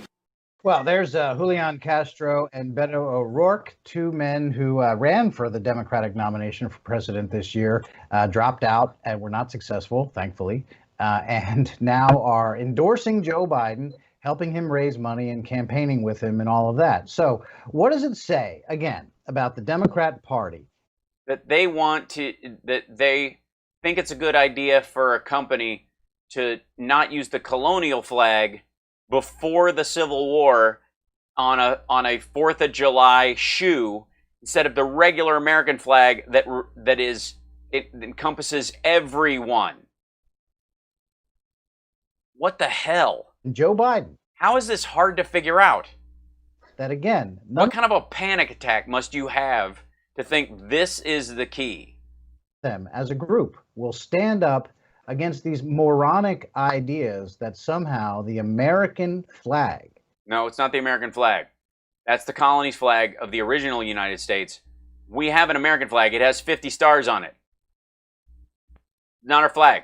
That's a pre-Civil War U.S. flag, with the idea being we will take that instead of they won't let us have the Confederate naval jack as our main symbol. We'll use the pre-Civil War Northern flag as our symbol because we believe it represents the pre-Civil War era. It's not because it's bad. It's because what they want to use it for is bad, and Nike throwing it on a shoe is the same thing as these assholes wearing a patch. The Nazis took, somebody brought that up in the chat room. The Nazis took a Tibetan good luck symbol and a Chinese Buddhist symbol and wore it as an esoteric symbol for the Nazi Party. That doesn't mean that that emblem is evil when you see it in Tibet or in China. It means that the assholes who use it in this country, who are white, think it represents something else and are using it for their purposes. Same thing with the Betsy Ross flag. This is moronic. Is offensive. Mike, start with you again. I mean, it shows that many of these Democrats hate America. Right. That's our concern. You think if they'd have put the regular American flag on there, we'd have been upset? You think, are we mad about all the American flags apparel that exists in the world? Have you seen one of the vests I wear? It has an American flag on the shoulder. Do we get upset about buying shoes with the American flag on them? No. The colonial flag has a specific purpose in modern racist parlance. It doesn't mean Betsy Ross was racist. It doesn't mean the original colony's flag is a bad thing. It means the people using it now would buy those shoes as a sign and a wink and a nod, any more than fans of Breakin' 2 Electric Boogaloo are actually trying to foment a civil war because the guys who are trying to foment a civil war are using the term boogaloo. It's like, this is just ridiculous. Who am I? You're on my page. You're in my neighborhood. Piss off. I love trolls. Especially the ones that come to my page and go, how dare you? Like, I'm on my page, asswipe. Oh my God, you guys are weak. Want to change America as we know it. They want to transform this country into their, socialist dream. No. Did you see who actually won? Did you see that? Did you actually see who? Like, Sanders lost twice. He lost to Hillary fair and square. He lost to Biden fair and square. He represents certain aspects of a fairer system, and socialism has become a clause celeb around what those things are, like eliminating certain types of unfair debt, situations where you should have things available to you, being a citizen from birth, like public schools are available. That should be a norm in several different areas, and we should be able to pick up the slack where there are imbalances caused by government policy. But he didn't win. If you'll notice, Biden didn't run as a socialist. He's not running as a socialist. Like, trying to pin it on him is the dumbest thing ever. You wish Sanders had won. Throw due process out the door, throw our traditions out the door, throw our Constitution out the door. We just elected an African-American president twice, and this country has come a long way on race relations. Well, the country has, but you guys haven't. Yeah. And one of the ways we've come a long way on race is that we recognize when assholes like you are using the Betsy Ross flag as a symbol of the America you want. You want to go back to pre-Civil War America. Perfect, no, but who's better? No, Biden won. Biden trounced Bernie without spending any money. Bernie didn't back out because he was winning. It seems to me that with President Trump, he wants to put America first. With Democrats, they want to blame America first on everything. And Clinton didn't pay the DNC to give her an edge. Clinton was the first woman with a real shot at winning. She did win the popular vote. Sanders was not a Democrat. Sorry, you don't get to roll in and carpetbag in my party and act like you deserve every right and privilege when you're not going to even stay after you lose. And it's, again, I say to the Democrats, what country's better? What country's better than America? Right, but that just means we're trying to stand up for our higher values. We're not trying to fall back into some sort of like lame version of Russia and China, because that seems to be Trump's goal. He wants a strongman dictatorship and the illusion of freedom. That's an excellent question. I think there would be a long time in answering that if they I just did. It didn't take me a second to give it some thought truthfully.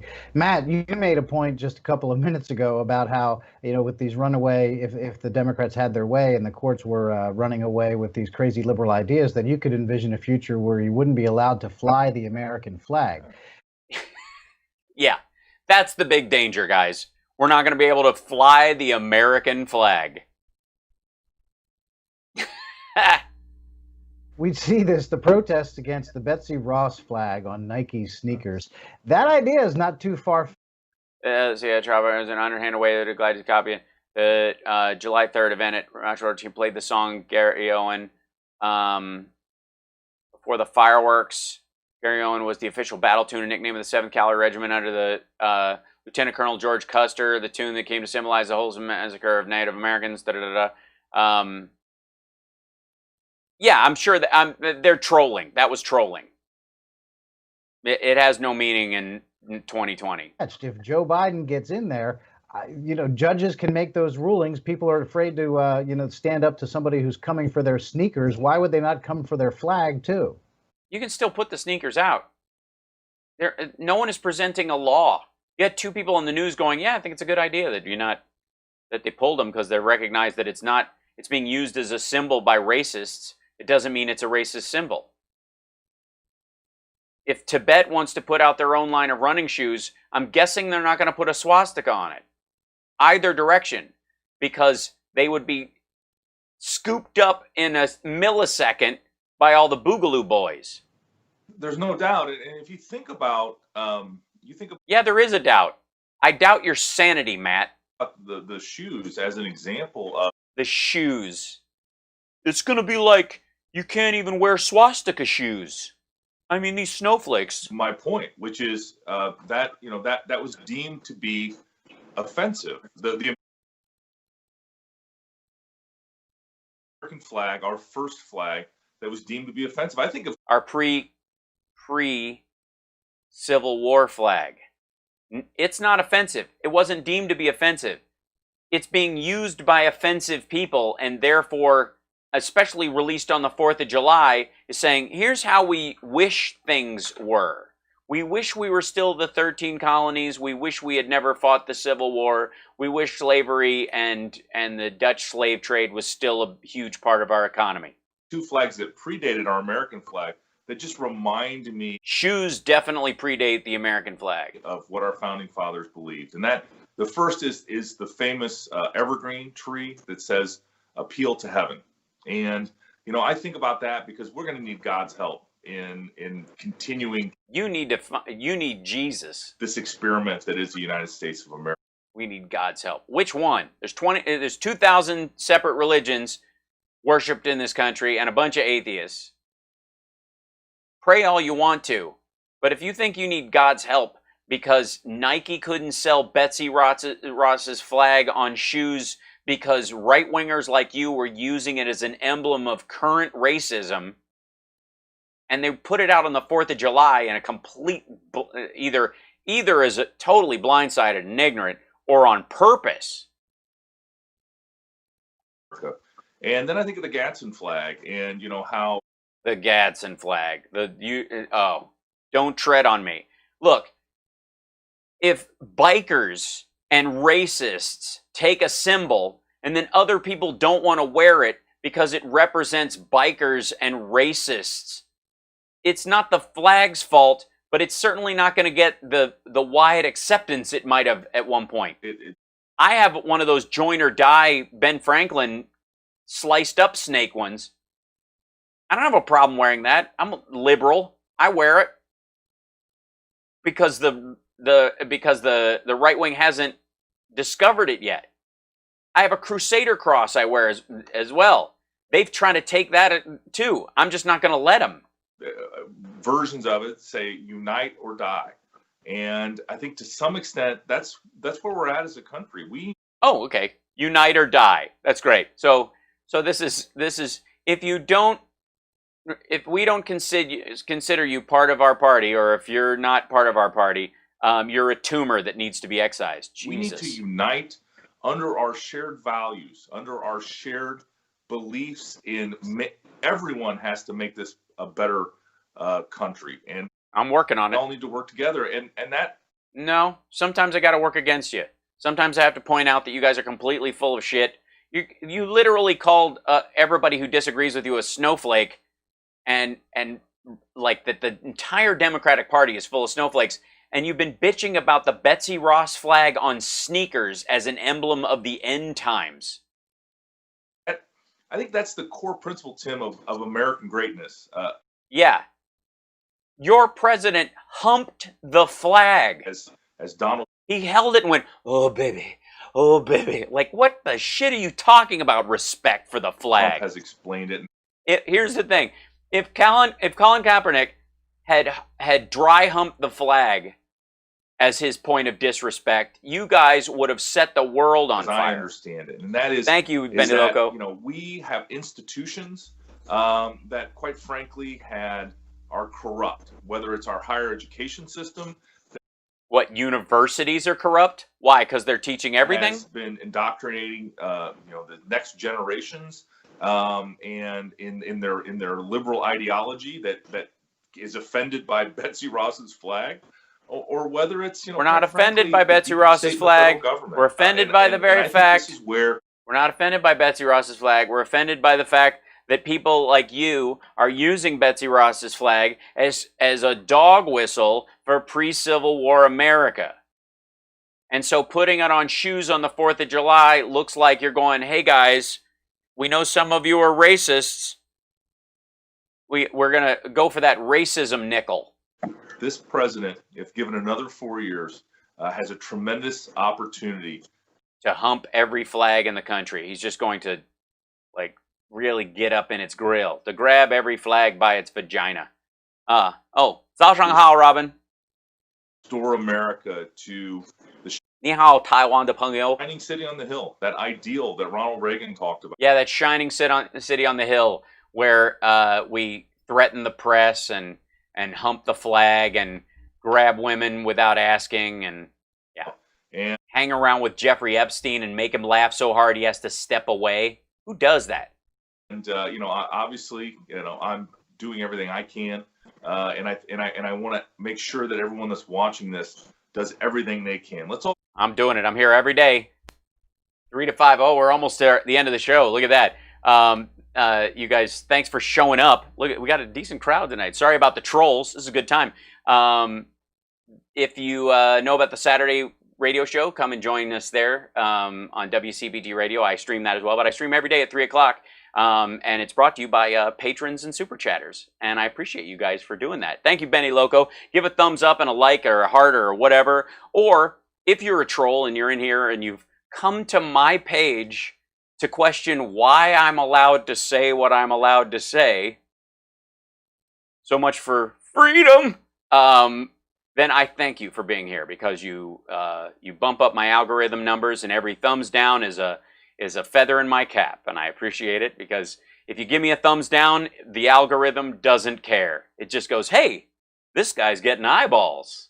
So get outside of our comfort zones, because we need to do more than we've ever done to win this election in 2020. Wait a minute. More than you've ever done? Which includes what? Burning ballots? Because the left is angry. Are we? Yeah, I'm so pissed about shoes, bruh. Did you see Julian Castro? I thought he was going to pop a stitch. That whole part where he went, yeah, I think that was kind of a smart move. I'm for that. I mean, you could see the veins popping in his head. We're so angry. It's the angriest show ever. How did I get so angry, guys? Thank you, Patty. Here we are, just all gathering together to be angry.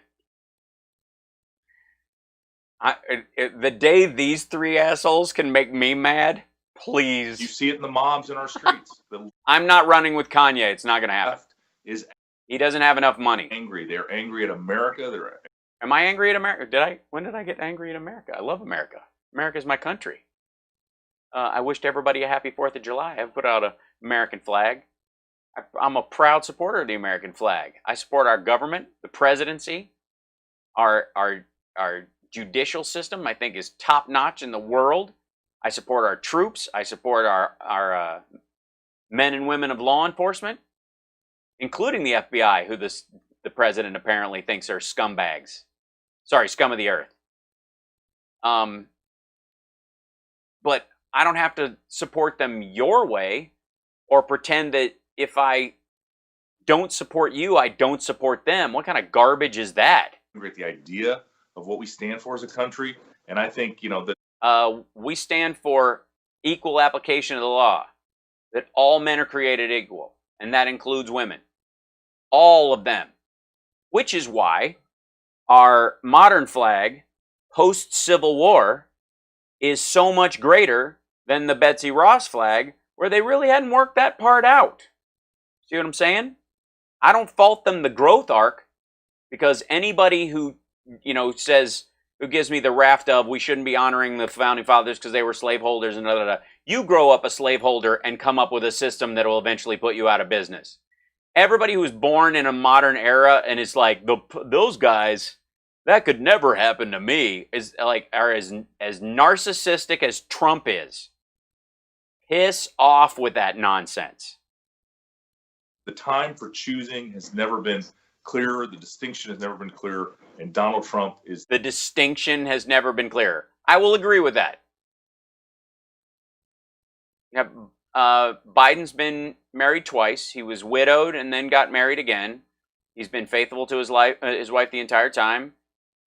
He's empathetic to people. He can listen. He's not an extremist. He can hear both sides of the issues. He was actually brought into the Obama administration for his ability to whip votes from Republicans, build a coalition, compared to a flatulating serial sexual assaulter with a neck vagina who even lies about his weight. Person that can lead us to the next level and into the next, the next, yeah, Trump's going to lead us to the next level of Dante's Inferno. A decade. Certainly. Prisons are not great. Society's ills are really terrible. The holes people fall through. You think we invented prisons? Find a society in the world without prisons that also lets all their people either live or doesn't send them off to starve or die in a desert or jungle. He is. You can't go, the Inuits, the Eskimos, never had prisons. Yeah, they had ice floes. They would banish you and you would just die. And as is the case with most... Stop pretending the world isn't full of human beings. Just get to work on this. You think our system's perfect? No. I don't think anything is perfect. That's why you keep going. These are these assholes who think that you're born knowing how to play the piano. Things. You don't have to spend too much time wondering what Donald Trump's opinion is when it comes to the American flag. Yes, I do. Yeah, because he says he likes it, but he humps it. He says he supports it, and it's the most important thing to him, but he made 6 phone calls to Vladimir Putin after he knew that Putin was putting bounties on the heads of American soldiers. Notice none of these assholes brought up, this is from yesterday, none of them brought up the bounty story. Not one. The piano playing is going very well, actually. Thank you for asking. President. This wonderful flag will be preserved forever and ever in American history as it will be preserved. Why does he get points for talking like the twins in The Shining? This wonderful flag will be preserved forever and ever and ever. Come play with us, Donnie. It will always be a reminder of the supreme sacrifice of our warriors. We believe that children should be taught to love our country, honor our history, and always respect our great American flag. Yeah, why weren't you? Bone spurs? Why weren't you? Why weren't you taught that? Why did your parents not teach you to respect the flag?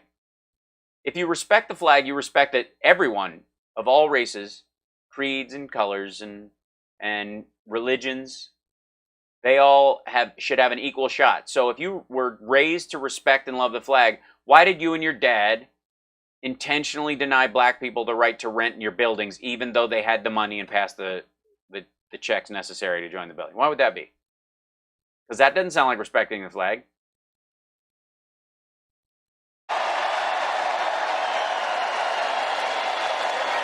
Woo! I made underwear out of the flag so I can fart through it. I'm wearing flags that see all our flag colors?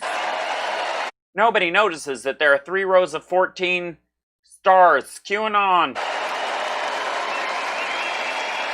And we will live by the words of our national motto, in God we trust. Actually, our national motto is E pluribus unum. From many comes one. Sorry, unum. And there's the president leaving no doubt whatsoever that he will sell the flag while wiping his ass with it behind the scenes. That's like showing me clips of Jimmy Swaggart like the day after he was busted for hookers and drugs, where he's talking about praise Jesus. And anybody can sell this idea. Living up to it is completely different. Exactly where he stands on the issue of the American flag. He doesn't stand on that issue. He sells that issue. Evangelical Christians evangelize the message of Christ. They are the sales force of Christianity. That does not mean they have deeper beliefs than Methodists or Lutherans or Catholics or anybody else. They just talk about it more. Used car salesmen drive brand new cars. They don't buy used cars. You don't see them leaving the lot in a car they bought off that lot, but they'll sell it to you. And before we move on and hear from the president from Mount Rushmore, we already did that. We're not going to go through that whole day. thing again. I think we are all in agreement here that it's the American flag is a great symbol of this country, the freedoms that it represents. Yeah, we all agree on that. I agree on that. We agree on that. Chat, for the most part, agrees on that. There's a couple of straggler Russian wannabes that don't like it, but yeah.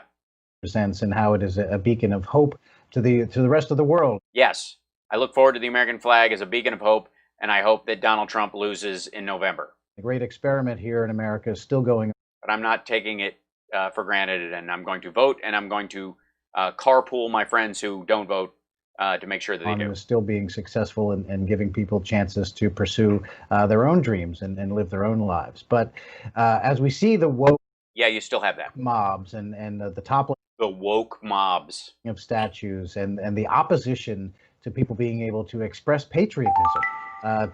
I'm expressing patriotism. I just did it a bunch of times. We're all right. Yeah. Do it every day. I'm a proud patriot. There you go. I love my country. I love America. I'm proud of the flag. How do you like that? I just think you guys are using it for ill-gotten gains. Can't wear sneakers. Baldwin. I don't know. Why am I so angry? Am I angry, guys? How angry? What's my anger level today? Should I have some sort of?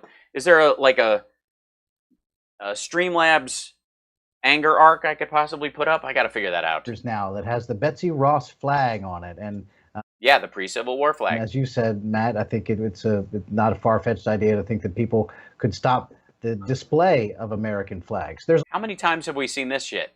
How many times? How many times? They've said this 6 times. They haven't brought up that Russians took out bounties on our soldiers. They haven't brought that up. But we've talked shoes and, it's not inconceivable that at one point you couldn't, you're not even going to be able to, if you hang the flag in front of your house, people are going to go, hey. Whole generation of children that are just coming up now. And, is this going to be a country where people are going to be told to be either ashamed of displaying the American flag and showing pride in it, or actually... No. People, though, who want it to mean something less than it actually means should be ashamed at their hypocrisy. But that's not the flag's fault. Actually prevented from doing so. And again, Mike, we'll start with you again. This truly is not a far-fetched idea, and this... Yes, it is. It is the definition of far-fetched. The president threw a ball into the road, and you guys went out and grabbed it. Is the cancel culture, the woke culture. The woke culture. Oh my God. These hippies. Trying to tell people what they are allowed to think and how they are allowed to show what their beliefs are. Thank you, Betty Logo. People aren't being told what they're allowed to think. They're being told that what they're thinking is kind of awful. And if you have an argument why your thinking isn't awful and you can defend that, go for it. It kind of reminds me back. Jay, you're on my page, child.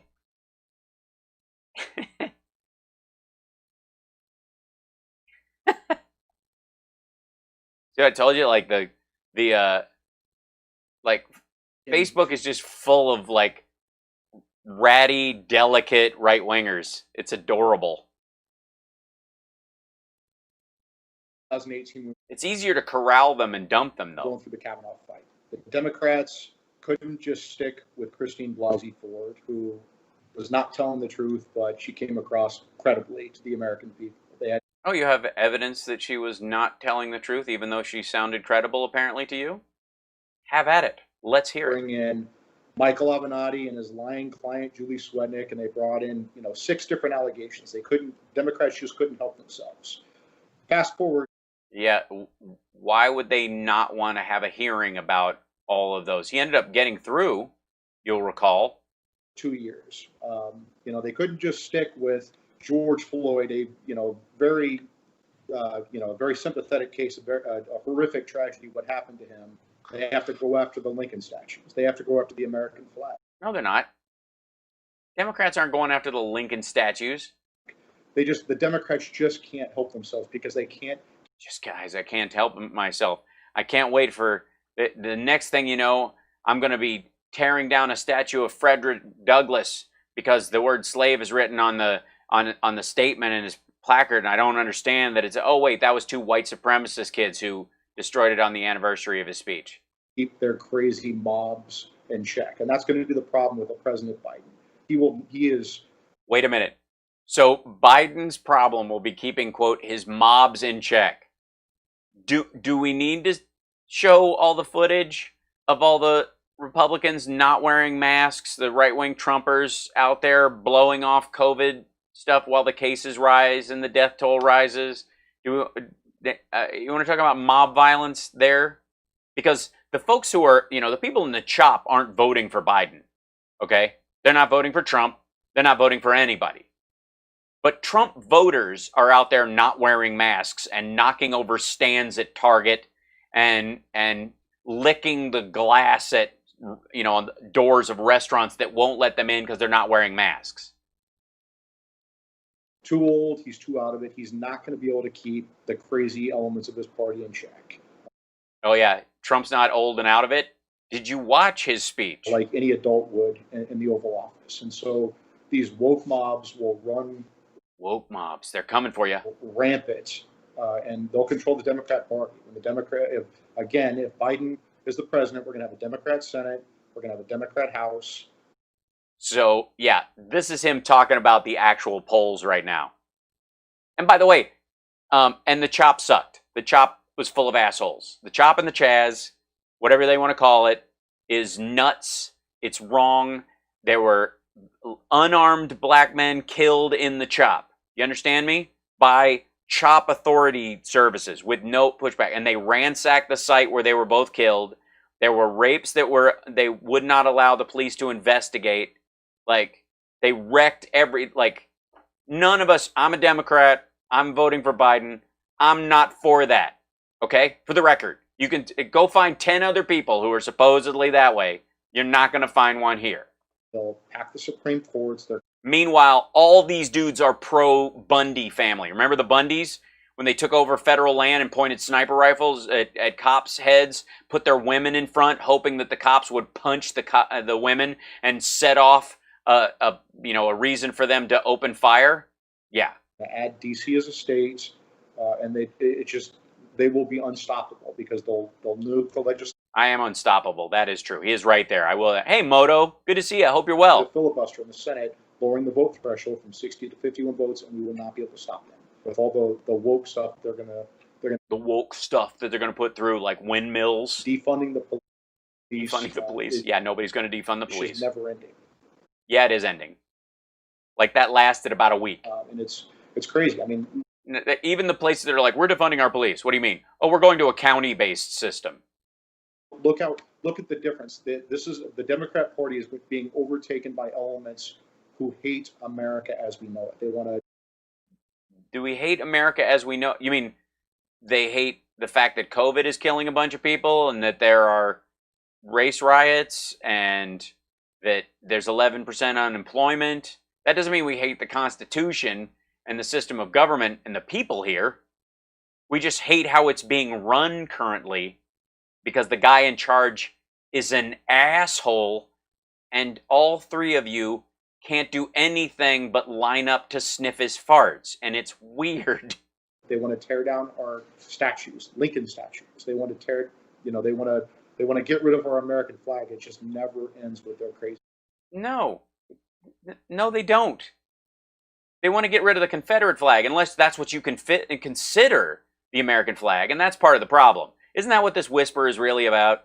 Isn't this really what that whisper is about? They want to get rid of our flag. You mean the one with 50 stars and stars and stripes, that one? No, the other one. Wink, wink. Yeah, and this would be, I think you can sense the Democrats who might be watching this show saying, oh, come on, you guys are just trying guilt by association. That's not. Yeah, you are. Project much? That's not Joe. All those people you're talking about, that's not actually Joe Biden. Right. But Joe Biden has a record of being unable to stand up to the extremists in his party. And again, By what? Because he was vice president to Obama?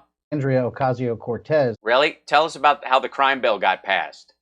Is one of his policy advisors within his campaign. And she said very clearly, when we say he's coalitioning a bunch of people. Fund the police. Believe me. Simone Sanders will keep her in line. We mean defund Thank you, Benny Loco. And so there is not one chance in a million that Joe Biden would be able to stand up to the extremists in his party because he needs them. He needs them in. No, we don't. No, there are rare little groups throughout the country that are extreme left in districts in New York City, districts in other cities, but they're not. I mean. You think Amy Klobuchar, she's an advisor as well. You think Amy Klobuchar is super left-wing? Good Lord. Her to be elected. And so, Matt, that's what we're heading for, really, is what this election really is about. It's really about, this whole election is really about why we can't put the Betsy Ross flag on a pair of Nikes without people going, I don't know if that's a good idea. Nike taking them off and other people going, I didn't think that was a very good idea. I mean, it's horrible what's happening. It's going to lead to statues of Lincoln being defaced, and then we're going to have to take down the MLK statue and, because he sat there while his friend was raping someone and gave them advice, according to FBI tapes. Then what? Do we have any heroes left? The Gandhi statue has to come down because he took quinine and then wouldn't let his wife take it and she died because women? Is that the America we're headed for?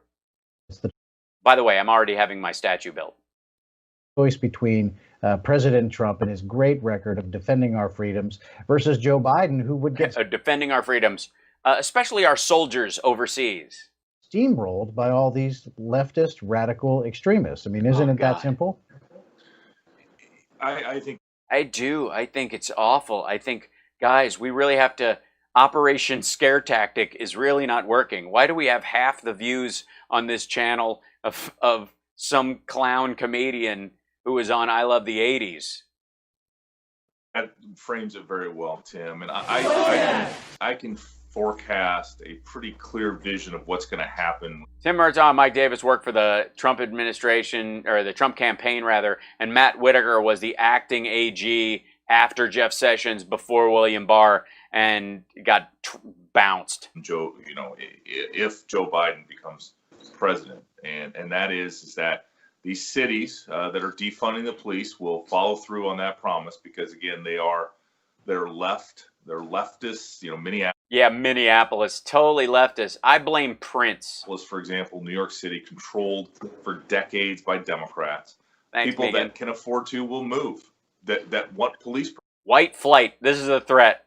White flight. He's threatening white flight. Protection that want well-funded police that respond in minutes to a 911 call. Moms that are home with their children, that's home is suddenly broken into, are obviously going to want to live somewhere where the police will respond to a call, and so people that can't. Yeah, we saw the ad campaign, and that's why no one's for this. Move will be trapped in failing cities whose economic base.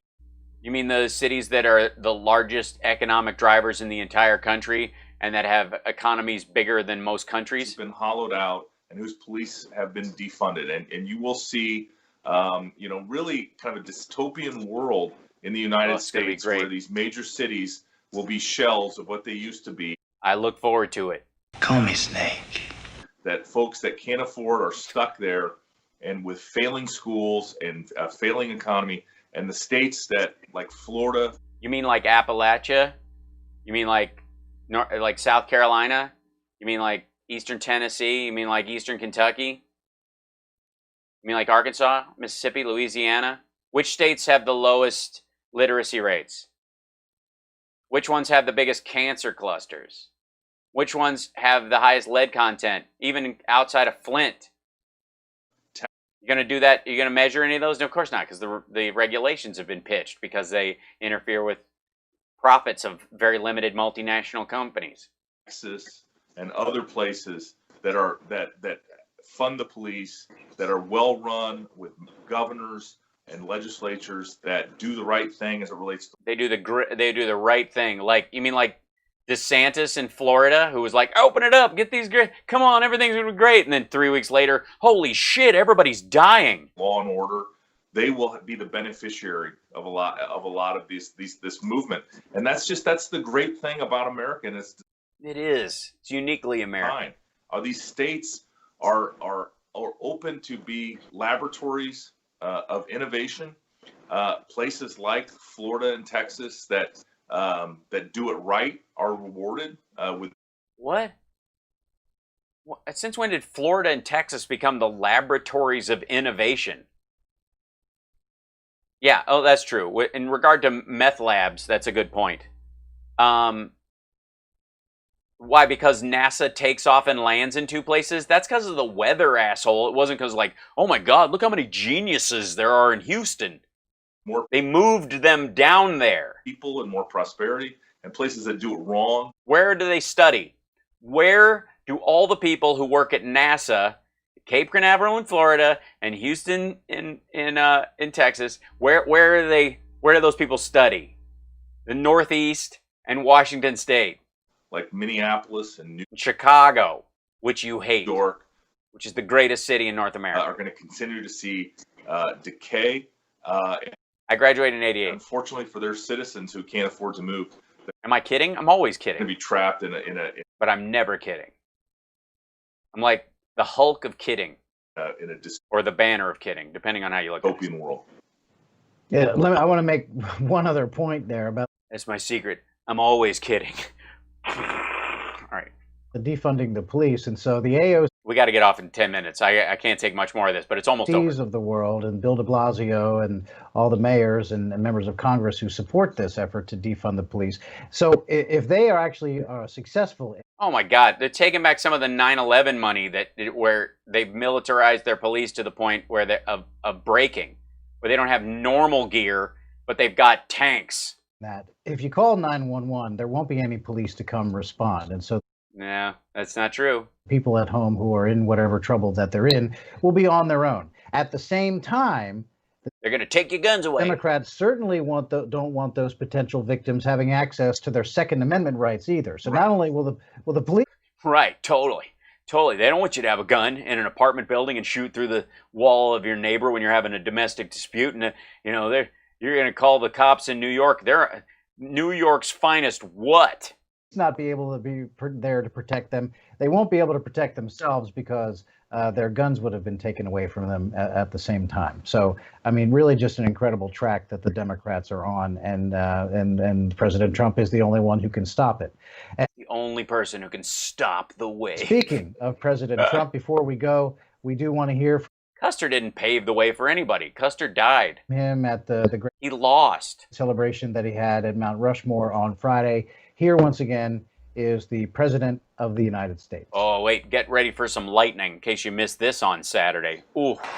Centuries from now, our legacy will be the cities we built, the champions we forged, the good that we did, the orange that we painted on our face, and the monuments we created to inspire us all. You mean like Robert E. Lee and all the Confederate generals and guys who believed in like stuffing black people into cannons and using them as weapons? Like those kind of fun dudes? That was supposed to be an applause break. Oh, citizens, America's destiny is in our sights. America's heroes are embedded in our hearts. America's future is in our hands. Just like a woman's vagina, you don't even have to ask. I just grab America by the hook. And ladies and gentlemen, phew, that was a dodged bullet. The best is yet to come. I agree. I think if you leave in November, we can really we can patch some of the holes and move ahead. And we've learned a lot. You don't put a failed game show host in charge of anything. You don't put somebody with 6 bankruptcies and that include a casino in charge of shit. It's just not. It's not a smart plan overall. You know, we've learned that. I think we've grown. No country gets to skip the period where they have a complete asshole in charge. Don't judge us, Germany. England's had crazy bubonic plague kings and syphilitic leaders. You know, everybody's gone through it. Genghis Khan was no fun. He beheaded his own gay lover rather than let people know that he had one, so that and his lover insisted upon it. You know, which is probably the only endearing thing about that relationship, minus the fact that the two of them, and you know, specifically Genghis Khan, were responsible for killing 1 million people in one day. You know, I just don't think any country gets to skip the asshole leader part. And we tried. We had a good run. We had a couple of ruffles, a couple of bumps. You know, Reagan's comments about AIDS and Woodrow Wilson's policies, and a couple of the pre-Civil War ones are a bit rough. You know, there's blind spots, and then there's really trying to make the mess worse. But you know, we're growing. We weren't assholes yesterday. We wouldn't need tomorrow.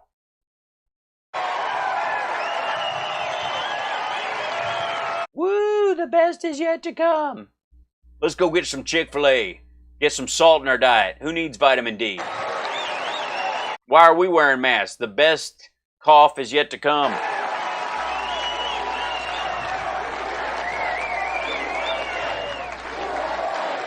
Yeah, USA stands for the United States of America. United part. It's kind of crucial. Kind of a, maybe you don't, if you like USA, perhaps holding up the Confederate flag, which is the antithesis of the United States part.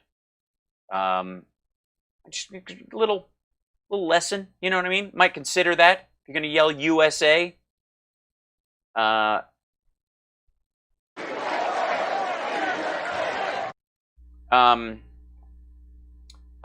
Trump's visit to Mount Rushmore was illegal and against the signed treaty with the Sioux Nations, called for a land treaty, which gave them the right to that land. Locals protested this visit. 15 were arrested. Honoring treaties according to the U.S. Constitution, the law of land. That's true, except for the people who were arrested were on federal highways. One of the little hitches in the get-along of the treaty process is that if the United States puts roads through a place, that's federal land. It's kind of like an embassy. Whereas the land itself, and the monument itself, is also federal land. It's not Sioux land. And the Sioux land itself used to be Pawnee land before the Sioux killed the Pawnee. So I'm forgiving it back to the Pawnee if we're really going to reset this business. I don't know how far back we go. Might have to let the Vikings who came from the Northeast and the Chinese who came from the Northwest kind of argue amongst themselves. This has been a great honor for the First Lady and myself to be with you. I love your state.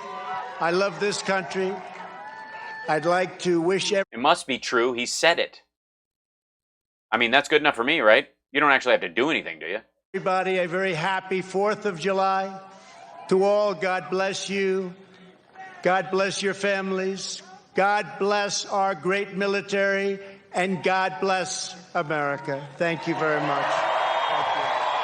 God bless the United States of America. That's why they were yelling USA. God bless America is a song. God bless the United States of America is your sign-off when you're president. And Thanks, there Christine. is the great president of the United States. Wait. What tape did they think they were playing? Patriot first and foremost. He loves this country. Patriot first and foremost. Yeah, that's why he has $600 million in debt to Vladimir Putin and $300 million in debt to the Chinese government. And that's why he hasn't done anything about the bounties taken out on our soldiers' heads. And every single decision he makes is with what's good for America first in his mind. No. Giant corporate interests maybe in America, but not necessarily the run-of-the-mill human Final beings. thoughts? We do have 11% unemployment currently, and we wouldn't have had that if we hadn't dismantled the pandemic response team. So one would think that you would look at the value of some of the services that the government provides people and take them very seriously. say if there's a better way to provide that service than to actually do it, but not just to eliminate it if you don't have a replacement. Think of it as Trump's argument for defunding the police. Trump defunded the pandemic response team without any possibility for a replacement in mind, and we're all calling 911 during a pandemic, and we're being put on hold because Trump decided to do that. With you, Mike. See, it's kind of a what's at stake here in November? Yeah, Mike, tell us what's at stake, man. Tell us how we're all going to die. I think what we see with President Trump is his leadership. Just like total leadership. Absolutely. I don't know Matt Whitaker. I've never seen Matt Whitaker. Total leadership. Well, Matt Whitaker, I don't know Matt Whitaker. That's leadership. So please go on. Matt Whitaker works. Who is Matt Whitaker? Hi, Matt. Any other human being, we're humans. We're not perfect, but this is a. Speak for yourself. Some of us are perfect. We're just perfect works in progress. And who cares deeply about his country. He doesn't need the fame. Hey, Juan. He doesn't need the fortune. He has a better airplane. He has a better helicopter. A better airplane and a better... Okay, I can't do this. All right, well, I'll see you guys later. This has been sad on their part. I adore you guys. I will see you tomorrow at the regular time, 3 o'clock. Thank you guys for your support. Smash the like. Give us a thumbs up. And there will be... I was going to do Kaylee's press briefing today, but it just seemed like it was going to be the same shit. So I thought we'd delve into something else. This was a little fun. I'm going to crack into some other sources like this as well, just to keep that ball rolling. If you like the show, thanks for coming. I appreciate it. If you don't like the show, thank you for staying there and watching the whole thing and hate watching it and driving my numbers up. I appreciate you nearly as much as I do my the people who actually care about the country.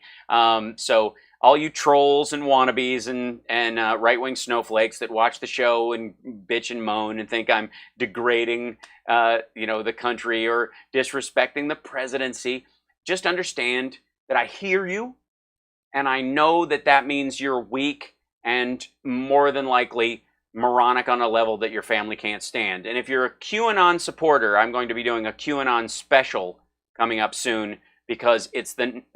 Thank you, Ra. It's going to be next level. You guys are next level dumb, and I need to address it at some point. So take care of yourself. Take care of somebody else. We will see you tomorrow. Love you. Thank you, Can't Stop Lying, and thank you, Carl, for helping us bat around the trolls occasionally, and we'll see you guys later. Bye-bye. I got to start the music. I can't just leave it. Yeah, there you go. Let's do Funky Loop.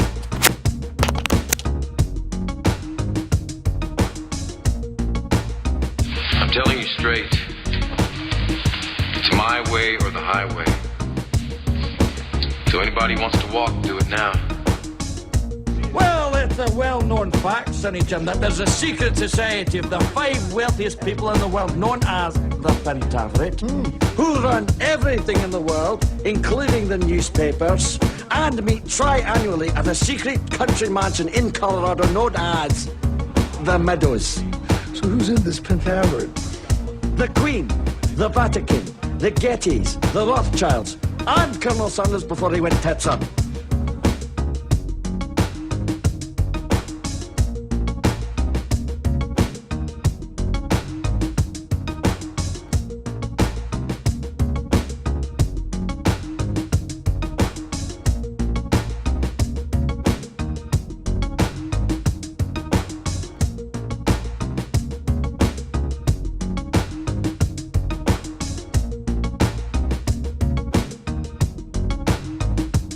I'm your huckleberry. Hey, I guess they're right. Senior citizens, although slow and dangerous behind the wheel, can still serve a purpose.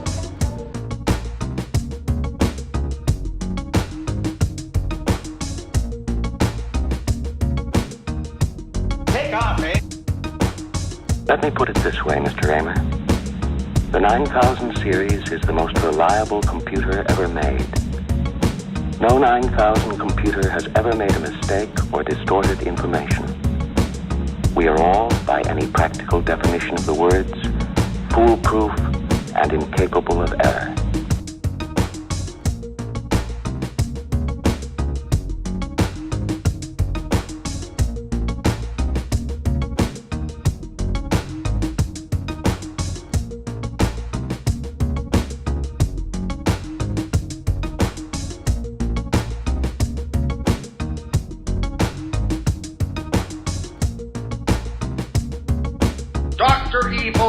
I didn't spend 6 years in evil medical school to be called Mr. Thank you very much.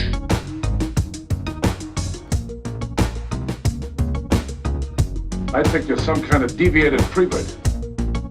I'm your father, Luke. Give in to the dark side of the Force, you nap. Bring out your dead! I'm rich and I'm dead sexy. Like the guy says, you're gonna eat lightning and you're gonna crap thunder. To be a moron. To be moronic. An imbecile. Like the dumbest motherfucker that ever lived.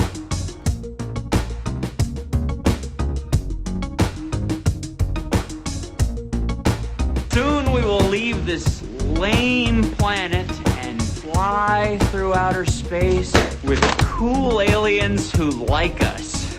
It is going to be awesome! Zoltan! I was thinking of the immortal words of Socrates, who said,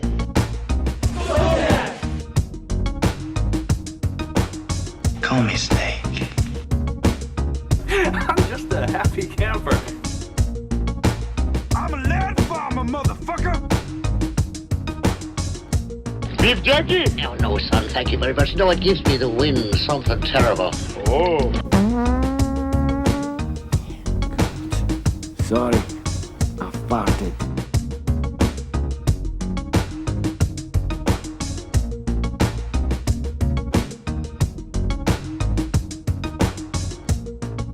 Why don't you just sit there and bleed a while before you taste some real pain?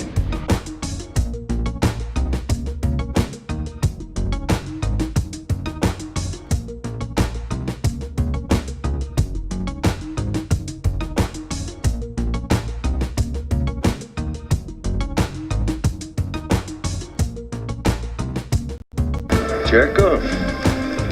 You're a jack off. That's what I think of you. Jack off.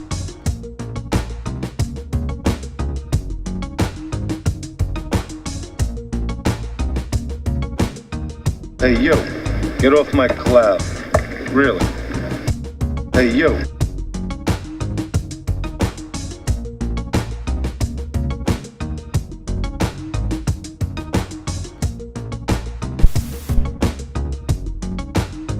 I am a HAL 9000 computer. I became operational at the HAL plant in Urbana, Illinois on the 12th of January, 1992. Panic static!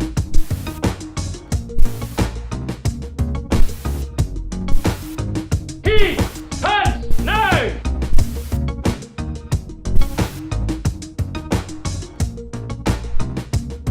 Jack off. You're a jack off. That's what I think of you.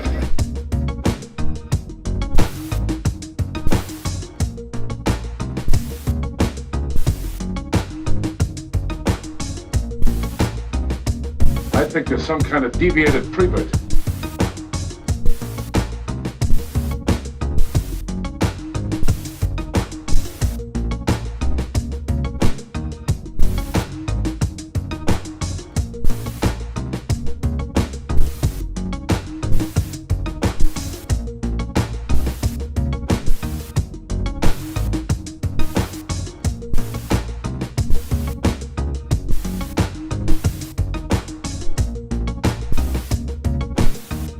All I'm offering is the truth. Groovy.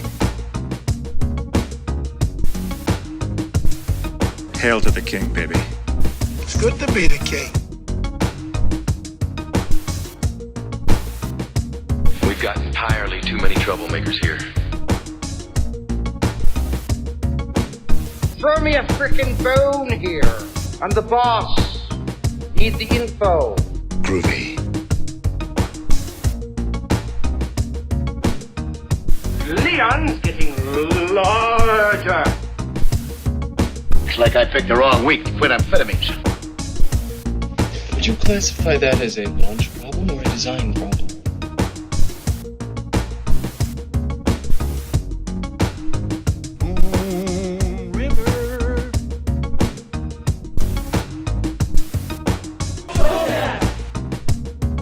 portos, motorheads, geeks, sluts, bloods, wastoids, dweebies, dickheads.